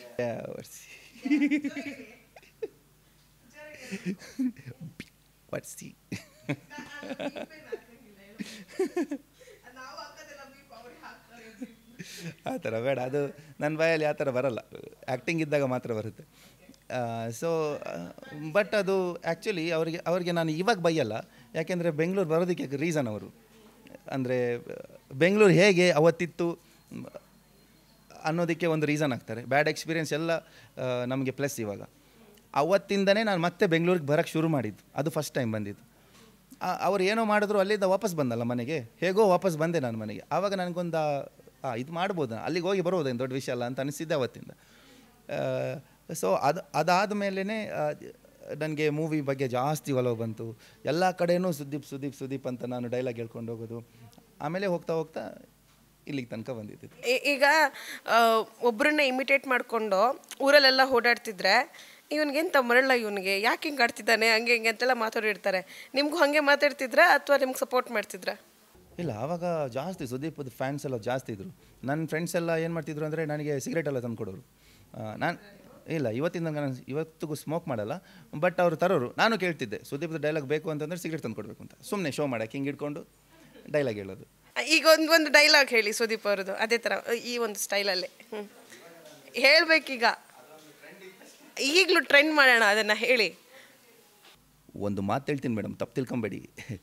1000-2000 ದುಡಿಯೋ ನಮ್ಮ ಹೆಣ್ಮಕ್ಳೇ ಮೈ ತುಂಬ ಬಟ್ಟೆ ಹಾಕ್ಕೊಂಡು ಓಡಾಡ್ತಿರ್ಬೇಕಾದ್ರೆ ನಿಮಗೆ ಏನು ರೀ ಪ್ರಾಬ್ಲಮ್ಮು? ಹೆಣ್ಣನ್ನು ನೋಡಿದ ತಕ್ಷಣ 2 ಕೈ ಜೋಡಿಸಿ ನಮಸ್ಕಾರ ಮಾಡಬೇಕು ಅಂತ ಅನಿಸ್ಬೇಕು. ಎತ್ತಾಕೊಂಡೋಗಿ ಏನಾರು ಮಾಡಿಬಿಡ್ಬೇಕು ಅಂತ ಅನಿಸ್ಬಾರ್ದು. ಮೊದಲೋಗಿ ಆ ಒಕ್ಲ ಮುಚ್ಕೊಳ್ಳಿ, ಅದಕ್ಕೆ ಅಂತ ಒಂದು ಗೌರವ ಇದೆ. ವಾವ್, ಕನ್ನಡ ಇಷ್ಟು ಚೆನ್ನಾಗಿ ಮಾತಾಡ್ತೀರಾ ನೀವು. ಅಂದರೆ ಇದು ಮಂಗ್ಳೂರ್ ಸ್ಲ್ಯಾಂಗ್ ಬರಲೇ ಇಲ್ಲ. ಆ್ಯಂಡ್ ಆ ಟೋನ್ ಇದೆಯಲ್ಲ, ಅದು ಆ ಟೋನ್ ಕೂಡ ಸುದೀಪ್ ಸರ್ ಅವ್ರಿಗೆ ಸ್ವಲ್ಪ ಸಿಮಿಲರ್ ಸಿಂಕ್ ಆಗುತ್ತೆ. ಇವಾಗ ಸ್ವಲ್ಪ ಸಿಮಿಲರ್, ಅವಾಗ ಚೆನ್ನಾಗಿ ಬರ್ತಿತ್ತು. ಅವರ ಡೈಲಾಗ್ ಹೇಳೋದಕ್ಕೆ ಮಾತ್ರ ಕನ್ನಡ ಕರೆಕ್ಟಾಗಿ ಬರೋದು, ಅದನ್ನು ಬಿಟ್ಟು ಜಾಸ್ತಿ ಮಾತಾಡಿದ್ರೆ ಬರಲ್ಲ. ಬಟ್ ಇಲ್ಲ ಆಲ್ಮೋಸ್ಟ್ ಸಿಮಿಲರೇ, ತುಂಬ ಚೆನ್ನಾಗಿ ಹೇಳಿದ್ರಿ. ಇನ್ನೊಂದು ಯಾವುದಾದ್ರೂ ಹೇಳಿ. ಇದು MG ರೋಡ್ ಪಾರು. ನಾ ಮದುವೆಗ ಹುಡುಗಿ ರಂಬೆ ಊರ್ವಶಿ ಮೇನಕೆ ಥರ ಇರಬೇಕು ಅಂತ ನಾನು ಕೇಳ್ತಾ ಇಲ್ಲ ಪಾರು. ಮಖದಲ್ಲಿರೋ ಎಲ್ಲ ಪಾರ್ಟ್ಸ್ ಅಲ್ಲಲ್ಲಿದ್ದರೆ ಸಾಕು ಪಾರು, ನಾನು ಅಡ್ಜಸ್ಟ್ ಮಾಡ್ಕೊತೀನಿ. ಆದರೆ ಒಂದು ಪಾರು, ನಾನು ಏನಾರ ರಾತ್ರಿ 90 ಹೊಡ್ಕೊಂಡು ಮನೆಗೆ ಬಂದಾಗ ಅವಳು ಏನಾರ ಕಿರಿಕ್ ಮಾಡಿದ್ರೆ ಬೆಜ್ಜನ್ ಪ್ರಾಬ್ಲಮ್ ಆಯ್ತದ ಪಾರು. ಬೇಕಾದರೆ ಅವಳು ನನ್ನ ಜೊತೆ ಕುತ್ಕೊಂಡು ಬಿಯರ್ ವಾಡ್ದು ಬಿಡಲಿ ಪಾರು, ಏನು ಪ್ರಾಬ್ಲಮ್ ಇಲ್ಲ. ಸೂಪರ್. ಯಾವತ್ತಾದ್ರೂ ಮೀಟ್ ಮಾಡಿದ್ದೀರಾ ಸುದೀಪ್ ಸರ್ನ? ನೋಡಕ್ಕೆ ಹೋಗಿಲ್ವಾ? ಈಗ ಹೆಂಗಿದ್ರು ಸಿನಿಮಾ ಮಾಡಿದ್ದೀರಾ, ಬಿಗ್ ಬಾಸಿಂದ ಏನಾದರೂ ಆಫರ್ ಬಂದರೆ, ಸುದೀಪ್ ಸರ್ನ ಮೀಟ್ ಮಾಡುವಂಥ ಒಂದು ಅದೃಷ್ಟ ಬಂದರೆ ಎಷ್ಟು ಖುಷಿಯಾಗುತ್ತೆ?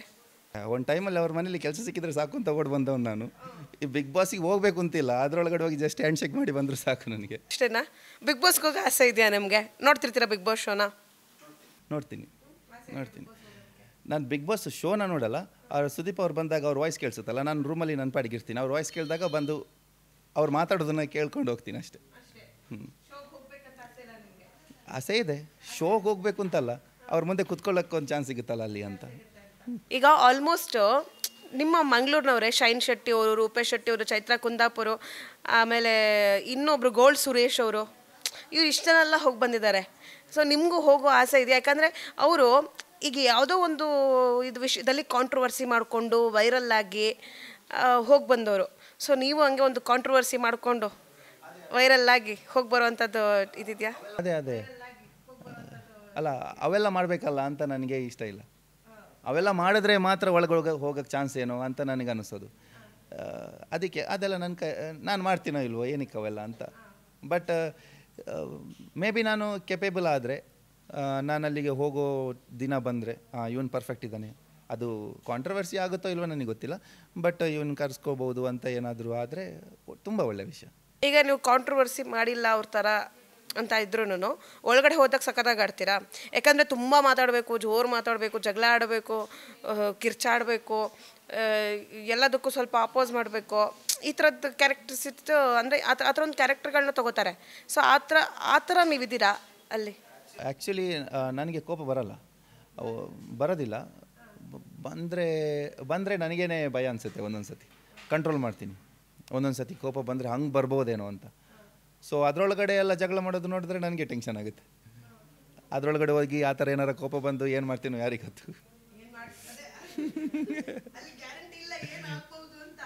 ಗ್ಯಾರಂಟಿ ಇಲ್ಲ. ಯಾಕೆಂದರೆ ಅಲ್ಲಿ ಒಂದೊಂದು ಸತಿ ಏನಾಗುತ್ತೆ ಅಂತಂದರೆ, ಈ ಕೋಪ ಇವನಿಗೆ ಬರಲೇಬೇಕು ಅನ್ನೋ ಥರ ಸಿಚುವೇಶನ್ ಕ್ರಿಯೇಟ್ ಆಗುತ್ತೆ.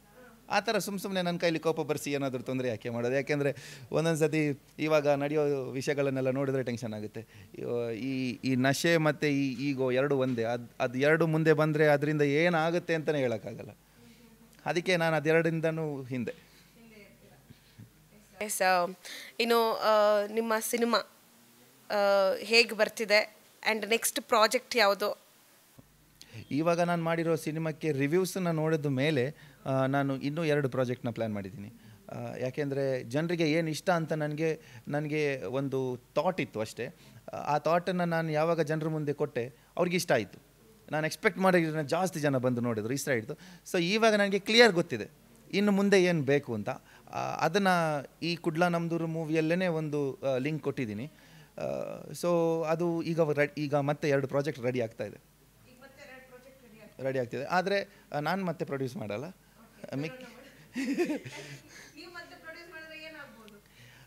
ಪ್ರೊಡ್ಯೂಸ್ ಮಾಡಬಾರ್ದು ಅಂತ ನೋಡಿ. ಒಂದು ಏನಾಗುತ್ತೆ ಅಂತಂದರೆ, ನನಗೆ ಗೊತ್ತಿಲ್ಲ, ನನಗೆ ಎಕ್ಸ್ಪೀರಿಯೆನ್ಸ್ ಆಗಲಿಲ್ಲ, ಬಟ್ ಬೇರೆಯವ್ರ ಎಕ್ಸ್ಪೀರಿಯೆನ್ಸಿಂದ ನಾನು ಹೇಳೋದು, ಪ್ರೊಡ್ಯೂಸರ್ಗಳಿಗೆ ತುಂಬ ತೊಂದರೆ ಕೊಡೋ ಟೀಮ್ ಇರುತ್ತೆ. ಅವರು ತುಂಬ ಒಳ್ಳೆ ಮನಸ್ಸಿಂದ ನಾನೊಂದೇನೋ ಬಿಸ್ನೆಸ್ ಮಾಡಬೇಕು, ದುಡ್ಡು ಹಾಕಬೇಕು, ಮೂವಿಯಲ್ಲಿ ಇಷ್ಟು ಎಕ್ಸ್ಪೆಕ್ಟ್ ಮಾಡ್ತಾರೆ, ಅವೆಲ್ಲ ಇರುತ್ತೆ, ಒಳ್ಳೆಯದು, ತಪ್ಪೇನಿಲ್ಲ. ಬಟ್ ಆ ಥರ ಇರೋವಾಗ ಸುಮಾರು ಖರ್ಚು ಮಾಡಿಸಿ ತೊಂದರೆ ಕೊಡೋರು ಸುಮಾರು ಜನ ಇದ್ದಾರೆ. ಹಾಗಾಗಿ ಪ್ರೊಡ್ಯೂಸರ್ಸ್ ಒಳ್ಳೆಯವ್ರಿಗೆ ಸಿಗಲ್ಲ ಒಂದೊಂದು ಸತಿ. ಹಾಗಿರುವಾಗ ನನಗೆ ಏನನ್ನಿಸ್ತು ಅಂದರೆ, ನಾವೇ ಫ್ರೆಂಡ್ಸ್ಗಳು ಎಷ್ಟು ಬೇಕು ಅಷ್ಟು ಮಾತ್ರ ದುಡ್ಡು, ₹1 ಎಕ್ಸ್ಟ್ರಾ ಖರ್ಚಾಗಿಲ್ಲ. ಖರ್ಚಾಗಿದೆ ಅಂತಂದರೆ ಅದು ನಾನು ಮಾಡಿರೋ ತಪ್ಪಿಂದ, ನನ್ನ ಕೈಯಿಂದ ಮಿಸ್ಯೂಸ್ ಆಗಿರ್ಬೋದು ಕೆಲವು ದುಡ್ಡು. ಬಿಟ್ಟರೆ ಆಡಂಬರ ಏನೂ ಇಲ್ಲದೆ ಪರ್ಫೆಕ್ಟಾಗಿ ಇಷ್ಟೇ ಸಾಕು, ಜನರಿಗೆ ಬೇಕಿದ್ದು ಕಂಟೆಂಟ್ ಮಾತ್ರ, ಅದನ್ನು ಅವ್ರು ಇಷ್ಟಪಡ್ತಾರೆ, ಅದಷ್ಟೇ ಇದೆ, ₹1 ವೇಸ್ಟ್ ಆಗಲಿಲ್ಲ. ಆ ಥರ ಸಿನಿಮಾಗೆ ದುಡ್ಡು ಹಾಕಬೇಕು. ಸೊ ಅದು ಏನಂತಾರೆ, ಅದು ನಾನೇ ಪ್ರೊಡ್ಯೂಸರ್ ಆಗಿದ್ದರೆ ಮಾತ್ರ ನನಗೆ ಗೊತ್ತಾಗುತ್ತೆ.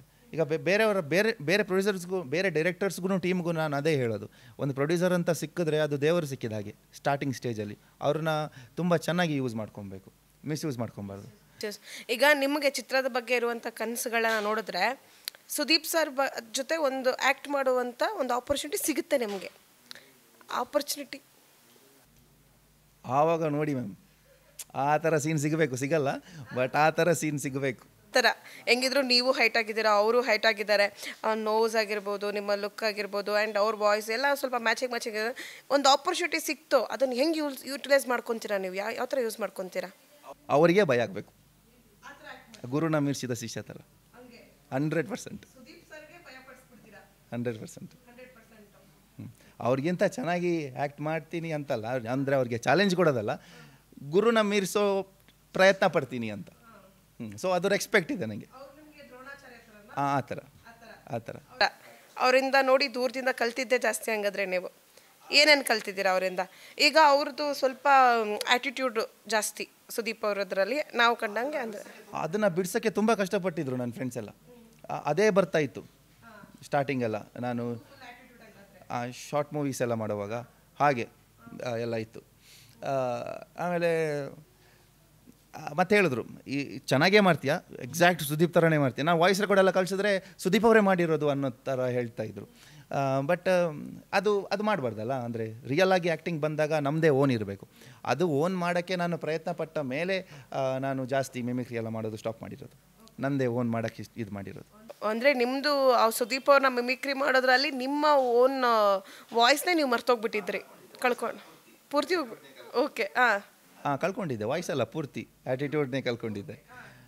ಬಟ್ ಇಷ್ಟ ಆಗ್ತಿತ್ತು. ನಾನು ಆ್ಯಕ್ಚುಲಿ ಆ ಸುದೀಪ್ ಅವರ ವಾಯ್ಸ್ ಅದು ನೆಕ್ಸ್ಟ್ ಲೆವೆಲ್ ಇದೆ, ಅದು ಬರಬೇಕು ಅಂತ ಮಾಮೂಲಿ ಆ ಥರ ವಾಯ್ಸ್ ಇಲ್ಲ ನನಗಿಲ್ಲ, ಆ ಥರ ತುಂಬ ಅಷ್ಟು ಡೀಪ್ ಇಲ್ಲ. ಅದಕ್ಕೆ ನಾನೇನು ಮಾಡ್ತಿದ್ದೆ, ಡೈಲಿ ಹೋಗಿ ಐಸ್ ಕ್ರೀಮ್ ತಿನ್ನೋದು, ಶೀತ ಬರ್ಸೋದು, ಜ್ವರ ಬರುತ್ತಲ್ವ, ಆವಾಗ ವಾಯ್ಸ್ ಸ್ವಲ್ಪ ಡೀಪ್ ಆಗುತ್ತೆ. ಅದಕ್ಕೋಸ್ಕರ ಯಾವಾಗ ಒಂದು ವಾರದಲ್ಲಿ ಒಂದು ಸರ್ತಿ ಜ್ವರ ಬರ್ಸ್ಕೊತಾ ಇದ್ದೆ.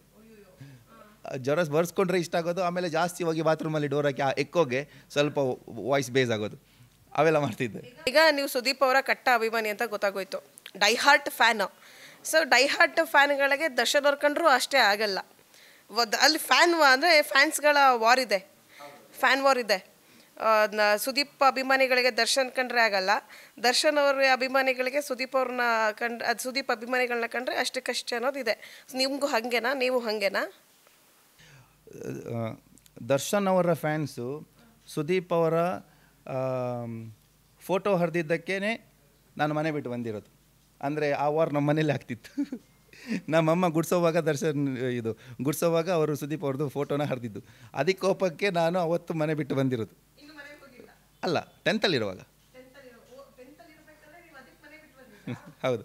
ಆದರೆ ಇವಾಗ ನಾನು ಆ ಥರ ಅಲ್ಲ, ಏನೇ ಫ್ಯಾನ್ಸ್ ಇದ್ರೂ ಆರ್ಟಿಸ್ಟ್ ಅಂತ ಕಲಾವಿದರಂತ ಬಂದಾಗ ಫ್ಯಾನ್ಸ್ ಎಲ್ಲ ಸೆಕೆಂಡ್, ಕಲಾವಿದರಿಗೆ ರೆಸ್ಪೆಕ್ಟ್ ಕೊಡಬೇಕು. ಅದು ಅಷ್ಟು ಈಸಿಯಾಗಿ ಎಲ್ಲರಿಗೂ ಅದನ್ನು ಮಾಡೋಕ್ಕಾಗಲ್ಲ, ಅವ್ರು ಇವತ್ತು ಯಾವ ಮಟ್ಟಕ್ಕೆ ಬಂದಿದ್ದಾರೆ. ಮತ್ತು ನಮ್ಮ ಮನೇಲಿ ಯಾವ ಥರ ಅಂತಂದರೆ, ಅಮ್ಮನಿಗೆ ದರ್ಶನ್ ಅಂದರೆ ತುಂಬ ಇಷ್ಟ, ಆದರೆ ಅವರು ದರ್ಶನ ನನ್ನಲ್ಲಿ ನೋಡ್ತಾರೆ. ಇವಾಗ ದರ್ಶನ್ ಅವರಿಗೆ ಇಷ್ಟೆಲ್ಲ ತೊಂದರೆ ಆಗ್ತಿದೆ, ಒಂದು ಸತಿ ಹೊರಗಡೆ ಬಂದರು, ಮತ್ತೆ ಒಳಗಡೆ ಹೋದರು, ಅವನು ನನ್ನ ಮಗ ಥರ, ನಿನ್ನನ್ನೇ ನೋಡ್ದಂಗೆ ಆಗುತ್ತೆ, ಹಿಂಗೆಲ್ಲ ಆಗಬಾರ್ದಿತ್ತು, ಅದೆಲ್ಲ ಹೇಳ್ತಾ ಇರ್ತಾರೆ. ಅವ್ರು ಆ ಥರ ಅಂದ್ಕೊಂಡಿದ್ದಾರೆ, ಅದಕ್ಕೋಸ್ಕರ ನನಗೆ ದರ್ಶನ್ ಇಷ್ಟ. ಸೊ ನನಗೆ ಇಲ್ಲಿ ಸುದೀಪ್ ಅವ್ರು ನನಗಿಷ್ಟ, ಮಗನಿಗೆ ಸುದೀಪ್ ಇಷ್ಟ ಅಲ್ಲ, ಅದಕ್ಕೋಸ್ಕರ ಅಮ್ಮನಿಗೂ ಸುದೀಪ್ ಇಷ್ಟ. ಇವಾಗಿಲ್ಲ, ಆವಾಗಿತ್ತು. ಈಗ ಅಮ್ಮಂಗೆ ದರ್ಶನ್ ಅವ್ರು ಹೊರಗೆ ಬರಲಿ, ಪಾಪ ಅವ್ರು ಎಷ್ಟು ಕಷ್ಟಪಡ್ತಿದ್ದಾರೆ ನನ್ನ ಮಗನ ಥರ ಅಂತ ಹೇಳಿ ಅವ್ರಿಗೊಂದು ಫೀಲಿಂಗ್ ಇದೆ. ಈಗ ಆಸ್ ಎ ಸುದೀಪ್ ಫ್ಯಾನ್ ಆಗಿರುವಂಥ ನಿಮಗೆ ದರ್ಶನ್ ಅವ್ರು ಹೊರಗೆ ಬರಬೇಕು ಅಂತ ಆಸೆ ಇದೆಯಾ? ಹಾಂ, ಡೆಫಿನೆಟ್ಲಿ ಹೌದು, ಆಸೆ ಇದೆ. ಎಲ್ಲದಕ್ಕೂ ಒಂದು ಎಂಡ್ ಅಂತ ಇರುತ್ತೆ. ಅದು ಮುಗಿದ ಮೇಲೆ ಎಲ್ಲರೂ ಫ್ರೀ ಬರ್ಡ್ಸೆ. ಹೊರಗಡೆ ಬಂದರೆ ತುಂಬ ಇಷ್ಟ ನನಗೆ. ಈಗ ಸ್ಯಾಂಡಲ್ವುಡ್ ನಟರಿಂದ ಈ ಥರದೊಂದು ಕ್ಯಾರೆಕ್ಟರ್ನ ನೀವು ಇಂಡಸ್ಟ್ರಿಗೆ ಬರ್ತಿರೋದ್ರಿಂದ ನನ್ನಲ್ಲಿ ಈ ಥರದೊಂದು ಕ್ಯಾರೆಕ್ಟರ್ ಇರಬಾರ್ದಪ್ಪ ಅಂತ ಅಂದ್ಕೊಂಡ್ರೆ ಅದು ಯಾವ ಕ್ಯಾರೆಕ್ಟರು? ಈಗ ನೀವು ನೋಡ್ತಿರ್ತೀರ ಆ್ಯಕ್ಟರ್ಸ್ಗಳು, ಅವರಲ್ಲಿ ಒಂದೇನೋ ಒಂದು ಕ್ಯಾರೆಕ್ಟರ್ ಇರುತ್ತೆ, ಅದು ನೆಗೆಟಿವ್ ಅವ್ರ ಪಾಸಿಟಿವು. ಬಟ್ ಆ ಥರದೊಂದು ಕ್ಯಾರೆಕ್ಟರು ನೀವು ಇಂಡಸ್ಟ್ರಿಗೆ ಬಂದಾಗ ನಿಮಗೆ ತೊಂದರೆ ಆಗಬಹುದು ಅಂತ ಅಂದ್ಕೊಂಡು ನೀವು ಆ ಥರ ಒಂದು ಕ್ಯಾರೆಕ್ಟರ್ನ ಅವಾಯ್ಡ್ ಮಾಡ್ತಿರೋದು ಯಾವ ಕ್ಯಾರೆಕ್ಟರ್ ಅದು? ಕ್ಯಾರೆಕ್ಟರ್ ಅಂದರೆ ನೀವು ಪರ್ಸನ್ನ ಹೇಳ್ತಾ ಇದ್ದೀರಾ? ಆ ಥರ ನನಗೆ ಬರಬಾರ್ದು ಅಂತನಾ? ಹಾಂ, ಹೌದು ಹೌದು ಹೌದು ಹೌದು.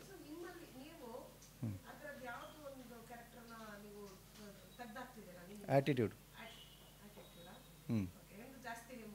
ಹಾಂ, ಆ್ಯಟಿಟ್ಯೂಡ್ ಇರಬಾರ್ದು ಅಂತ. ಹೌದು.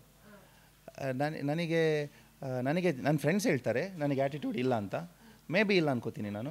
ಯಾಕೆಂದರೆ ನನಗೆ ಡೈರೆಕ್ಟ್ಲಿ ಅವ್ರು ಇಂಡೈರೆಕ್ಟ್ಲಿ ಯಾರಾದರೂ ಹೆಲ್ಪ್ ಮಾಡಿದರೆ, ಇಂಡೈರೆಕ್ಟ್ಲಿ ಅಂದರೆ ಜಸ್ಟ್ ಬ್ಲೆಸ್ ಮಾಡಿದವರು ಕೂಡ ಇಂಡೈರೆಕ್ಟ್ಲಿ ಹೆಲ್ಪ್ ಮಾಡಿದಾಗೇ. ಸೊ ಎಲ್ಲರೂ ನನಗೆ ಹೆಲ್ಪ್ ಮಾಡೋರೆ ಅಂತ ನಾನು ಅಂದ್ಕೊಳ್ಳೋನು. ನಾನು ಎಷ್ಟೋ ಸತಿ ಮೋಸ ಹೋಗಿದ್ದೀನಿ. ಮೋಸ ಹೋದ ಮೇಲೆ ನಾನು ಅವನ ಹತ್ರ ಮಾತಾಡಲ್ಲ. ಹೊಸ ಕಳ್ಳ ಸಿಕ್ಕಿದ್ರೆ ನಾನು ಅವನ ಹತ್ರ ಮಾತಾಡ್ತೀನಿ, ಅವನು ಕಳ್ಳ ಅಂತ ಪ್ರೂವ್ ಆಗೋ ತನಕ. ಅದಾದಮೇಲೆ ಅವನಿಂದನೂ ನಾನು ಮೋಸ ಹೋಗಿದ್ದೀನಿ, ಪರವಾಗಿಲ್ಲ, ಇನ್ನೊಬ್ಬ ಹೊಸಬ ಸಿಗ್ತಾನೆ ಅಂತ ಅಂದ್ಕೊಳ್ಳೋದು ನಾನು ಆ ಥರ. ಬಟ್ ನಾನು ಯಾರ ಹತ್ರನೂ ನಾನು ಕಳ್ತನ ಮಾಡ್ತೀನಿ ಅಂತ ತೋರಿಸ್ಲಿಲ್ಲ ಯಾವತ್ತು, ಅಥವಾ ಆ ಥರ ಆ್ಯಟಿಟ್ಯೂಡ್ ಕೂಡ ನಾನು ತೋರಿಸ್ಲಿಲ್ಲ. ನಾನು ನಂಬೋದು ಜಾಸ್ತಿ. ಈಗ ಸ್ಯಾಂಡಲ್ವುಡ್ನಲ್ಲಿ ಯಾವ ನಟನೆಗೆ ಜಾಸ್ತಿ ಆ್ಯಟಿಟ್ಯೂಡ್ ಇದೆ ಅಂತ ಅನಿಸುತ್ತೆ ನಿಮಗೆ? ಒಂದು ಲೆವೆಲ್ಗೆ ಹೋದಾಗ ಎಲ್ಲರೂ ಆ್ಯಟಿಟ್ಯೂಡ್ ತೋರಿಸ್ತಾರೆ, ಎಲ್ಲರಿಗೂ ಒಂಚೂರು ಆ್ಯಟಿಟ್ಯೂಡ್ ಇದೆ ಅಂತ ಅನಿಸುತ್ತೆ. ಬಟ್ ಪರ್ಸನಲಿ ನನಗೆ ಗೊತ್ತಿಲ್ಲವಲ್ಲ. ಟಿ ವಿಯಲ್ಲಿ ನೋಡಿದಾಗ ಏನು ಅನಿಸುತ್ತೆ, ಇವ್ರು ಸ್ವಲ್ಪ ಆ್ಯಟಿಟ್ಯೂಡ್ ತೋರಿಸಿದ್ರು, ಇವ್ರು ತೋರಿಸ್ಲಿಲ್ಲ. ಒಂದೊಂದು ಕ್ಲಿಪ್ಪಲ್ಲಿ ಪರವಾಗಿಲ್ಲ ಬಿಡಪ್ಪ ಅವನನ್ನು ಅಂತ ಬಂದಾಗ ಇದು ಮಾಡ್ತಾರೆ, ಒಂದೊಂದು ಸತಿ ತಳ್ಳಿಬಿಡ್ತಾರೆ. ಇವೆಲ್ಲ ಸುಮಾರು ನೋಡ್ತಾ ಇರ್ತೀನಲ್ಲ. ಮೇ ಬಿ ಕೆಲವು ಸಿಚುವೇಶನ್ಗೆ ಆ್ಯಟಿಟ್ಯೂಡ್ ತೋರಿಸ್ಬೇಕೋ ಏನೋ, ಯಾಕೆಂದರೆ ನನಗೆ ಗೊತ್ತಿಲ್ಲ, ಆ ಲೆವೆಲ್ಗೆ ನಾನು ಹೋಗಲಿಲ್ಲ. ಸೊ ಹೇಳೋಕ್ಕಾಗಲ್ಲ ಅದು ಸರಿನಾ ತಪ್ಪ ಅಂತ ನನಗೆ ಹೇಳೋಕ್ಕಾಗಲ್ಲ. ಬಟ್ ಇವಾಗ ಪರ್ಸನಲಿ ನನಗನ್ಸುತ್ತೆ ಆ್ಯಟಿಟ್ಯೂಡ್ ಒಳ್ಳೆಯದಲ್ಲ ಅಂತ. ಈಗ ದರ್ಶನ್ ಅವರ ವಿಚಾರದಲ್ಲಿ ಹೇಳೋದಾದರೆ ಅವ್ರಿಗೀಗ ಆಗಿದ್ದು ಸರಿನಾ, ಅವರೇ ಮಾಡ್ಕೊಂಡಿದ್ದಂಥ ತಪ್ಪ ಅದು? ನೀವು ಆ್ಯಸ್ ಎ ಪಬ್ಲಿಕ್ ಆಗಿ ಆ್ಯಂಡ್ ಈಗ ಇಂಡಸ್ಟ್ರಿಗೆ ಬರ್ತಿರುವಂಥ ನಟನಾಗಿ ಯಾವ ರೀತಿಯಾಗಿ ಥಿಂಕ್ ಮಾಡ್ತಿದ್ದೀರಾ ನೀವು? ಅದೇ ನಾನು ನಿಮ್ಗೆ ಯಾವಾಗ ಹೇಳಿದೆ ಮ್ಯಾಮ್, ಇವಾಗ ತಪ್ಪು ಸರಿಗಿಂತ ಯಾರೂ ತಪ್ಪು ಮಾಡಲ್ಲ. ಫಸ್ಟ್ ಆಫ್ ಆಲ್ ಯಾರೂ ತಪ್ಪು ಮಾಡಲ್ಲ. ಅದು ಮರ್ಡರರೇ ಆಗಲಿ, ಅದಕ್ಕಿಂತ ದೊಡ್ಡವನೇ ಯಾರೇ ಆಗಿರಲಿ, ತಪ್ಪು ಮಾಡ್ತಾ ಇದ್ದೀನಿ ಅಂತ ಅವನಿಗೆ ಗೊತ್ತಾದರೆ ಅವನು ಏನಕ್ಕೆ ತಪ್ಪು ಮಾಡ್ತಾನೆ? ಅವನ ಮನಸ್ಸಿಗೆ ಅದು ತಪ್ಪಲ್ಲ. ನಾನೇನೋ ಒಂದು ಚಿಕ್ಕ ಗೋಲ್ಡನ್ನು ಕದೀತೀನಿ, ಆಮೇಲೆ ನಾನು ಎಸ್ಕೇಪ್ ಆಗ್ತೀನಿ, ನಾನು ಯಾರಿಗೂ ಸಿಗಲ್ಲ. ಸೊ ನನಗೊಂದು ಹೆಲ್ಪ್ ಆಯ್ತು, ಯಾವುದಕ್ಕೋ ನನಗೆ ಹೆಲ್ಪ್ ಆಯಿತು, ತಿನ್ನೋಕ್ಕೋ ಸಾಲ ತೀರ್ಸೋಕ್ಕೋ. ಅಲ್ಲಿ ಹಂಗೆ ಅಂದ್ಕೊಂಡು ಅವ್ನು ಮಾಡೋದು ಇದು ಸರಿಯೇ, ಇದೇನು ತಪ್ಪಲ್ಲ, ಅವನ ಹತ್ರ ಬೇಜಾನಿದೆ, ಅದಕ್ಕಿಂತ ಅದರಲ್ಲಿ ಒಂದು ಕಲ್ಲು ತೆಗೆದ್ರೆ ಏನು ಪ್ರಾಬ್ಲಮ್ ಅಂತ. ಬಟ್ ಅದು ಕಾನೂನು ಲೆಕ್ಕದಲ್ಲಿ ತಪ್ಪು ಸರಿ ಅಂತ ಒಂದಿದೆ. ಹಾಗಾಗಿ ಈ ತಪ್ಪು ಮಾಡೋದಕ್ಕೆ ಒಂದು ರೀಸನ್ ಇದೆ. ನಾನು ಅದನ್ನು ಜಸ್ಟ್ ಎಕ್ಸಾಂಪಲ್ ಹೇಳಿದ್ದು. ಒಂದು ರೀಸನ್, ಒಂದು ಈಗೋ ಆಗಿರ್ಬೋದು, ಇಲ್ಲ ಒಂದು ನಶೆ ಆಗಿರ್ಬೋದು. ಇದು ಎರಡು ನಮ್ಮ ಮುಂದೆ ಬಂದರೆ ನಮ್ಮ ಕೈಯಲ್ಲಿ ಏನಾಗುತ್ತೆ ಅಂತ ನಮಗೇ ಗೊತ್ತಿರಲ್ಲ. ಅದು ಆಕಸ್ಮಿಕನೂ ಆಗಿರಬಹುದು ಮೋಸ್ಟ್ ಆಫ್ ದ ಚಾನ್ಸಸ್ ಸೀನ್ಸಲ್ಲಿ. ಹಾಗಾಗಿ ಆಗಿಬಿಡುತ್ತೆ ಒಂದೊಂದು ಸತಿ. ಅಂದರೆ ಅವರು ಕೂಡ ನಿಮ್ಮ ಹಾಗೇನೇ ಸ್ಟ್ರಗಲ್ ಮಾಡಿ ಲೈಟ್ ಬಾಯಿಂದ ಹಿಡಿದು ಚಿತ್ರರಂಗದಲ್ಲಿ ಬೆಳೆದವರು. ಸೊ ಅಷ್ಟು ವರ್ಷಗಳ ಎಫರ್ಟ್ ಏನಿದೆ ಅದು ಫ್ರ್ಯಾಕ್ಷನ್ ಆಫ್ ಒಂದು 2 ಅವರ್ಸಲ್ಲಿ 3 ಅವರ್ಸಲ್ಲಿ ಹೋಗ್ಬಿಡ್ತಲ್ಲ. ಅದು ಏನಕ್ಕೆ ಮಾಡಬೇಕು? ಹೋಗ್ಬಿಡ್ತಲ್ಲ. ಅದು ಹೋಗಬೇಕು ಅಂತ ಆಗಿರೋದಾ ಸಿಚುವೇಶನ್? ನನಗೆ ಗೊತ್ತಿಲ್ಲ ಎಕ್ಸಾಕ್ಟ್ಲಿ ಏನಾಗಿದೆ ಅಂತ. ಬಟ್ ಹಿಂಗೆ ನಾನು ಇವತ್ತಿಂದ ನನ್ನ ಹೆಸರು ಹಾಳಾಗಲಿ ಅಂತ ಯಾರಾದರೂ ಯೋಚನೆ ಮಾಡಿ ತಪ್ಪು ಮಾಡ್ತಾರಾ? ಏನಾದರೂ ಒಂದು ದೊಡ್ಡ ರೀಸನ್ ಇರುತ್ತೆ. ಆ ರೀಸನಿಂದನೇ ಹೆಚ್ಚು ಎಲ್ಲ ತಪ್ಪಾಗೋದು, ನನ್ನಿಂದಾಗಲಿ ಇನ್ನೊಬ್ಬನಿಂದಾಗಲಿ. ರೀಸನ್ ಇಲ್ಲದೆ ಯಾವತ್ತೂ ಏನೂ ತಪ್ಪಾಗಲ್ಲ. ಸೊ ತಪ್ಪು ನನ್ನ ಕೈಯಲ್ಲಿ ಆಗಲೇಬಾರ್ದು ಅಂತ ಯಾರಿಗೂ ಮಾಡೋಕ್ಕಾಗಲ್ಲ, ಹಾಗೇ ಆಗುತ್ತೆ. ಹಾಂ,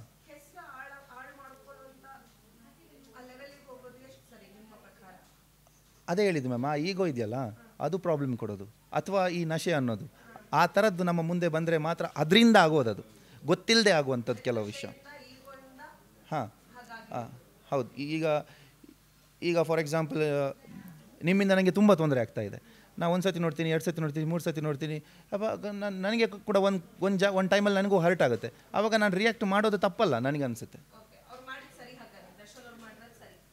ಎಷ್ಟರ ಮಟ್ಟಿಗೆ ಸರಿ ಅಂತ ನಾನು ಹೇಳಲ್ಲ, ಬಟ್ ಆ್ಯಕ್ಷನ್ ತೊಗೋಬೇಕು. ಅದು ಯಾರಾದರೂ ಅಷ್ಟೇ, ನಾನಾದರೂ ಅಷ್ಟೇ.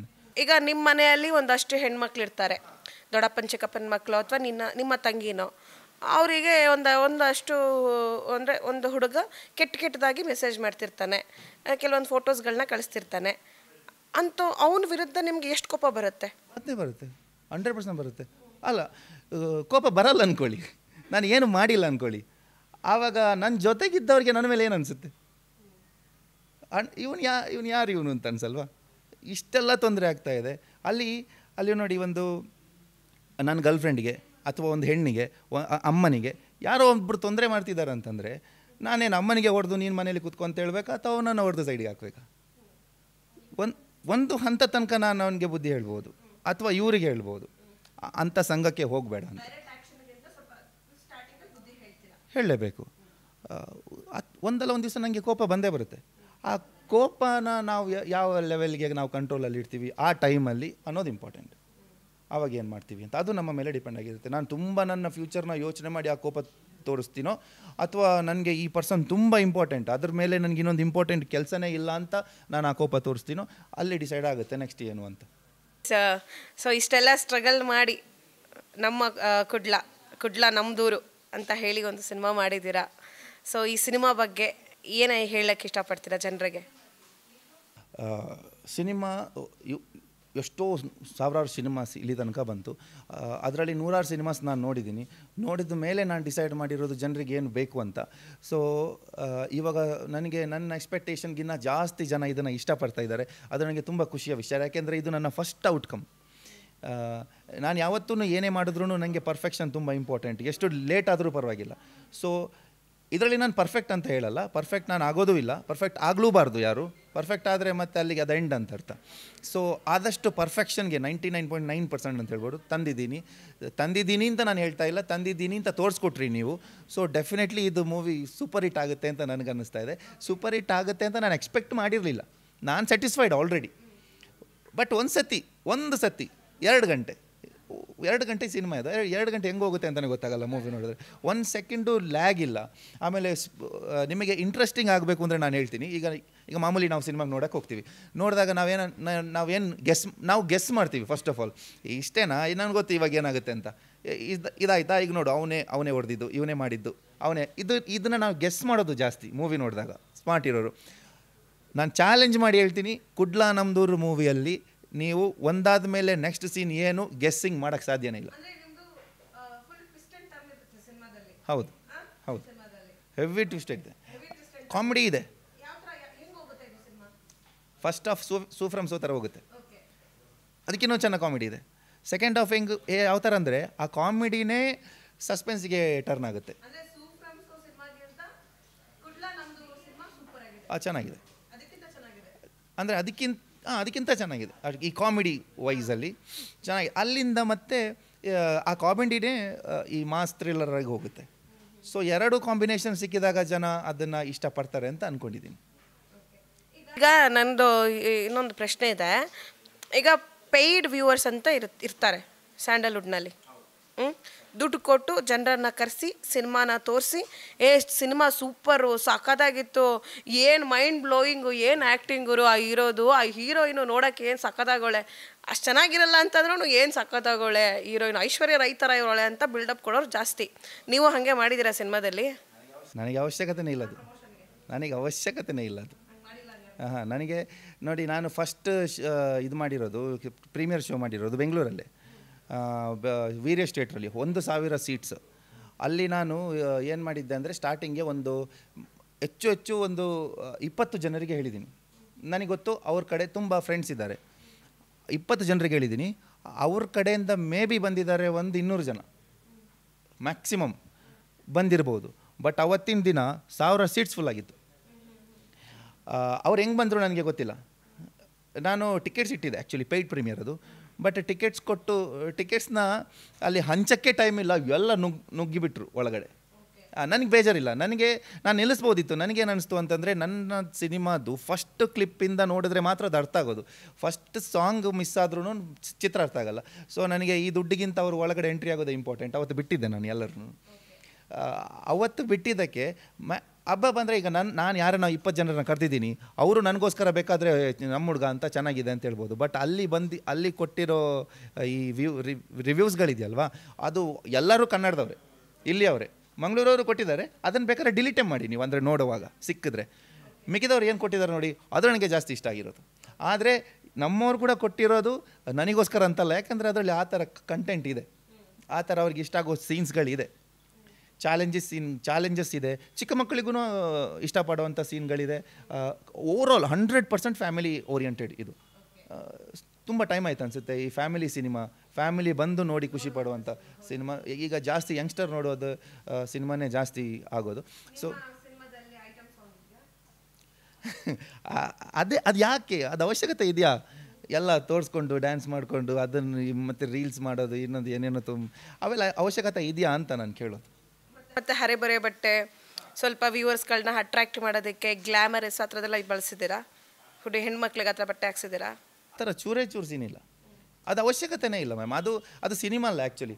ಅದು ಇವಾಗ ಹೆಂಗೆ ಅನಿಸಿದೆ ಅಂತಂದರೆ, ಇದು ಇಟ್ಟರೆ ಜನ ಬರೋದು, ಅದರದ್ದು ಆ ಥರ ಪೋಸ್ಟರ್ ಹಾಕಿದ್ರೇ ಜನ ಬರೋದು ಅಂತ ಅಂದ್ಕೊಳ್ತಾರೆ. ನನಗೆ ಅನಿಸಲ್ಲ ಅದರಿಂದನೇ ಜನ ಬರೋದು ಅಂತ. ಅದು ಕಾಲ ಮುಗೀತು. ಇವಾಗ ಒಂದು ಕಷ್ಟದ ವಿಷಯ ಏನು ಅಂತಂದರೆ, ಅದು ಯಾವುದೂ ಇಲ್ಲ ನಮ್ಮ ಹತ್ರ ಈ ಮೂವಿಯಲ್ಲಿ. ಜೆನ್ಯುವನ್ ಆ್ಯಕ್ಟಿಂಗ್, ಜೆನ್ಯುವನ್ ಕಾಮಿಡಿ, ಜೆನ್ಯುವನ್ ಕಂಟೆಂಟ್. ಕಾಪಿ ಕೂಡ ಅಲ್ಲ, ಯಾವುದೂ ಕಾಪಿ ಅಲ್ಲ. ಮೇಯ್ನಾಗಿ ಅಲ್ಲಿಂದ ಇಲ್ಲಿಂದ ತೆಗೆದು ಹಾಕಿರೋದು ಅವೆಲ್ಲ ಯಾವುದಿಲ್ಲ. ಟ್ರೂ ಇನ್ಸಿಡೆಂಟ್ ಆಲ್ಮೋಸ್ಟ್ ಇದರಲ್ಲಿರೋದು. ಸೊ ಅದು ಆ್ಯಕ್ಚುಲಿ ಜನರಿಗೆ ಬೇಕಾಗಿರೋದು. ಮತ್ತು ಇದೊಂದು ಜಸ್ಟ್ ಸೆಕೆಂಡ್ ಒಂದು ಪೋಸ್ಟರ್ ನೋಡ್ತಾರೆ, ಒಂದು ಹುಡುಗಿ ಅದರಲ್ಲಿ ತಪ್ಕೊಂಡು ಕಿಸ್ಸಿಂಗ್ ಎಲ್ಲ ಕೊಡೋದು, ಏನಾದರೂ ಪೋಸ್ಟರ್ಸ್ ಇದ್ದರೆ ಒಂದು ಸೆಕೆಂಡಿಗೆ ಅದು ಅಟ್ರ್ಯಾಕ್ಟ್ ಆಗ್ಬೋದು. ಬಟ್ ಆ್ಯಕ್ಚುಲಿ ಅವನಿಗೂ ಗೊತ್ತಿದೆ ನನಗೆ ಅದಕ್ಕಿಂತ ಇಂಪಾರ್ಟೆಂಟ್ ನಾನು ಪಿಕ್ಚರ್ಗೆ ಹೋದರೆ ಅದರಲ್ಲಿರೋ ಸ್ಟೋರಿ ಅಂತ. ಅದನ್ನು ನೋಡ್ಕೊಂಡು ಹೋಗ್ತಾನೆ ಅಂದ್ಕೊಳ್ಳಿ. ಅಲ್ಲಿ ಒಳಗಡೆ ಹೋದಾಗ ಕಥೆನೇ ಇಲ್ಲ, ಬರೀ ಇದೇ ಇರುತ್ತೆ. ಆವಾಗ ಅನಿಸುತ್ತೆ, ಈ ಸ್ಟಾರ್ಟಿಂಗ್ ಒಂದು ಚೂರು ಖುಷಿ ಅನಿಸ್ಬೋದು, ಮತ್ತು ಅದು ಬೋರ್ ಅನಿಸುತ್ತೆ, ಕಥೆನೇ ಇಲ್ಲ ಅಂತ. ಅದೊಂದು ಚಿಕ್ಕ ಅಟ್ರ್ಯಾಕ್ಷನ್ ಅಷ್ಟೇ. ಆ್ಯಕ್ಚುಲಿ ಎಲ್ಲರಿಗೂ ಬೇಕಾಗಿರೋದು ಒಳಗಡೆ ಕಂಟೆಂಟ್. ಅದು ಏನಿದೆ ಅದಷ್ಟು ಮಾತ್ರ ಇಲ್ಲಿದೆ. ಅಂದರೆ ಅಲೋಕರ ಪ್ರೊಡಕ್ಷನ್ಗೆ ನೀವು ಸಿನಿಮಾ ಮಾಡ್ತಿದ್ದೀರಾ ಅಂತ ಅಂದಾಗ, ನಿಮ್ಮ ಪ್ರೊಡಕ್ಷನ್ಗೆ ಹೆಣ್ಮಕ್ಳು ಆರಾಮಾಗಿ ಬರ್ಬೋದು ನಿಮ್ಮನ್ನ ನಂಬಿ? 100% ಆರ್ಟಿಸ್ಟ್ ಥರ ಬರಲಿ ಅವರನ್ನು ನಾನು ಇಂಟೀರಿಯರ್ ಡಿಸೈನರ್, ನಾನು ನನ್ನ ವಸ್ತುನ ಮೆಟೀರಿಯಲ್ ಥರ ನೋಡ್ತೀನಿ, ಅದನ್ನು ಇಡೋ ಜಾಗದಲ್ಲಿ ಇಟ್ಟರೆ ಅದಕ್ಕೊಂದು ಸೌಂದರ್ಯ ಬರುತ್ತೆ ಅಂತ ಅಂದ್ಕೊಂಡಿದ್ದೀನಿ. ಸಿನಿಮಾನು ಎಕ್ಸಾಕ್ಟ್ಲಿ ದ ಸೇಮ್. ಅವರನ್ನು ನಾನು ಸೆಟ್ಟಲ್ಲಿ ಆ್ಯಕ್ಷನ್ ಅಂದಾಗ ಅವ್ರನ್ನ ಮೆಟೀರಿಯಲ್ ಥರ ನೋಡ್ತೀನಿ, ಅವ್ರನ್ನ ಇಡೋ ಜಾಗದಲ್ಲಿ ಇಡ್ತೀನಿ. ಮುಗೀತಾ, ಅವ್ರು ನನ್ನ friend, tata bye bye. Okay. ಅಂದರೆ ಮಾತಾಡ್ತಿದ್ರೆ ಮಾತು ಹಂಗೆ ಮುಂದುವರಿತಾನೆ ಇರುತ್ತೆ, ಸಾಕಷ್ಟು ವಿಷಯಗಳು ಚರ್ಚೆ ಆಗ್ತಾನೆ ಇರುತ್ತೆ. ಪಾಡ್ಕಾಸ್ಟ್ ಅಂತ ಹೇಳ್ತಾರಲ್ಲ, ಅದು ಇದಕ್ಕೇ ಹೇಳೋದು. ಅಂದರೆ ವಿಷಯಗಳು ಕಂಟಿನ್ಯೂಸ್ ಆಗಿ ಹೋಗ್ತಿರುತ್ತೆ. ಎಂಡ್ ಮಾಡೋಣ ಅಂತ ಅಂದ್ಕೊಂಡ್ರು ಅದು ಎಂಡ್ ಮಾಡೋಕ್ಕಾಗಲ್ಲ. ಬಟ್ ಕಾರ್ಯಕ್ರಮವನ್ನು ಮುಗಿಸುವಂಥ ಸಮಯ.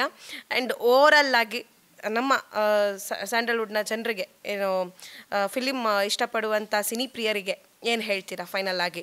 ಒಂದು ಕರೆ ನಿಮ್ಮ ಕಡೆಯಿಂದ, ಕುಡ್ಲ ನಮ್ಮದು ಊರು ಸಿನಿಮಾ ಬಗ್ಗೆ. ಕುಡ್ಲ ನಮ್ಮದೂರು ಸಿನಿಮಾದ ಬಗ್ಗೆ ಅಂತ ಅನ್ನೋದಕ್ಕಿಂತ ಸಿನಿಮಾನ ಎಲ್ಲರೂ ಇಷ್ಟಪಡಬೇಕು. ಅದು ನಾನಾಗಿರಲಿ, ನಾನೊಬ್ಬ ಹೊಸಬ, ದೊಡ್ಡ ಡೈರೆಕ್ಷನ್ ಮಾಡಿದವ್ರದ್ದೇ ಮೂವಿನೇ ಚೆನ್ನಾಗಿಲ್ಲ ಅಂತ ಈ ಥರ ಎಲ್ಲ ಲೆಕ್ಕ ಹಾಕೋದಕ್ಕಿಂತ, ಅದು ನಾನಾಗಿರಲಿ ಯಾರೇ ಆಗಿರಲಿ ನನ್ನ ಮೂವಿನ ಮಾತ್ರ ನೋಡಬೇಕು ಅಥವಾ ಇಂಥವ್ರ ಮೂವಿನ ಮಾತ್ರ ನೋಡಬೇಕು ಅನ್ನೋದಕ್ಕಿಂತ, ನೀವು ಜಾಸ್ತಿ ಕಾನ್ಸಂಟ್ರೇಷನ್ ಕಂಟೆಂಟಿಗೆ ಕೊಡಿ. ಅದು ಯಾರ ಮೂವಿ ಬೇಕಾದರೂ ಆಗಿರಲಿ. ಕಂಟೆಂಟ್ ಕ್ರಿಯೇಟರ್ ಯಾರಿದ್ದಾರೋ, ಏನು ತೋರಿಸ್ತಾರೋ, ಅಂದರೆ ಒಳ್ಳೆ ಕಂಟೆಂಟ್ ಯಾರು ತೋರಿಸ್ತಾರೋ ಅವರಿಗೆ ಫಸ್ಟ್ ಪ್ರಾಮುಖ್ಯತೆನ ಕೊಡಬೇಕು. ಸೊ ನನ್ನದೇ ಮೂವಿ ಪ್ಲೀಸ್ ನೋಡಿ ಅಂತ ನಾನು ಹೇಳಲ್ಲ. ಕಂಟೆಂಟ್ ಚೆನ್ನಾಗಿದ್ದರೆ ಅದನ್ನು ಶೇರ್ ಮಾಡಿ. ಒಂದು ಸತಿ ಚಾಲೆಂಜ್ ಆಗಿ ಬಂದು ನೋಡಿ, ಅದು ದೊಡ್ಡ ಮಾತಾಡಿದ್ದಾನೆ, ಅದೇನಿದೆ ನೋಡುವ ಅಂತ. ಚಿಕ್ಕ ಪುಟ್ಟದ್ದು ಏನಾದರೂ ಹೆಚ್ಚು ಕಮ್ಮಿ ಇದ್ದರೆ, ಜಸ್ಟ್ ಒಂದು ಎರೇಸಿಂಗ್ ಮಿಸ್ಟೇಕ್ಸ್ ಏನಾದರೂ ಇದ್ದರೆ ಅದನ್ನು ಹೊಟ್ಟೆಗೆ ಹಾಕೊಳ್ಳಿ. ಯಾಕೆಂದರೆ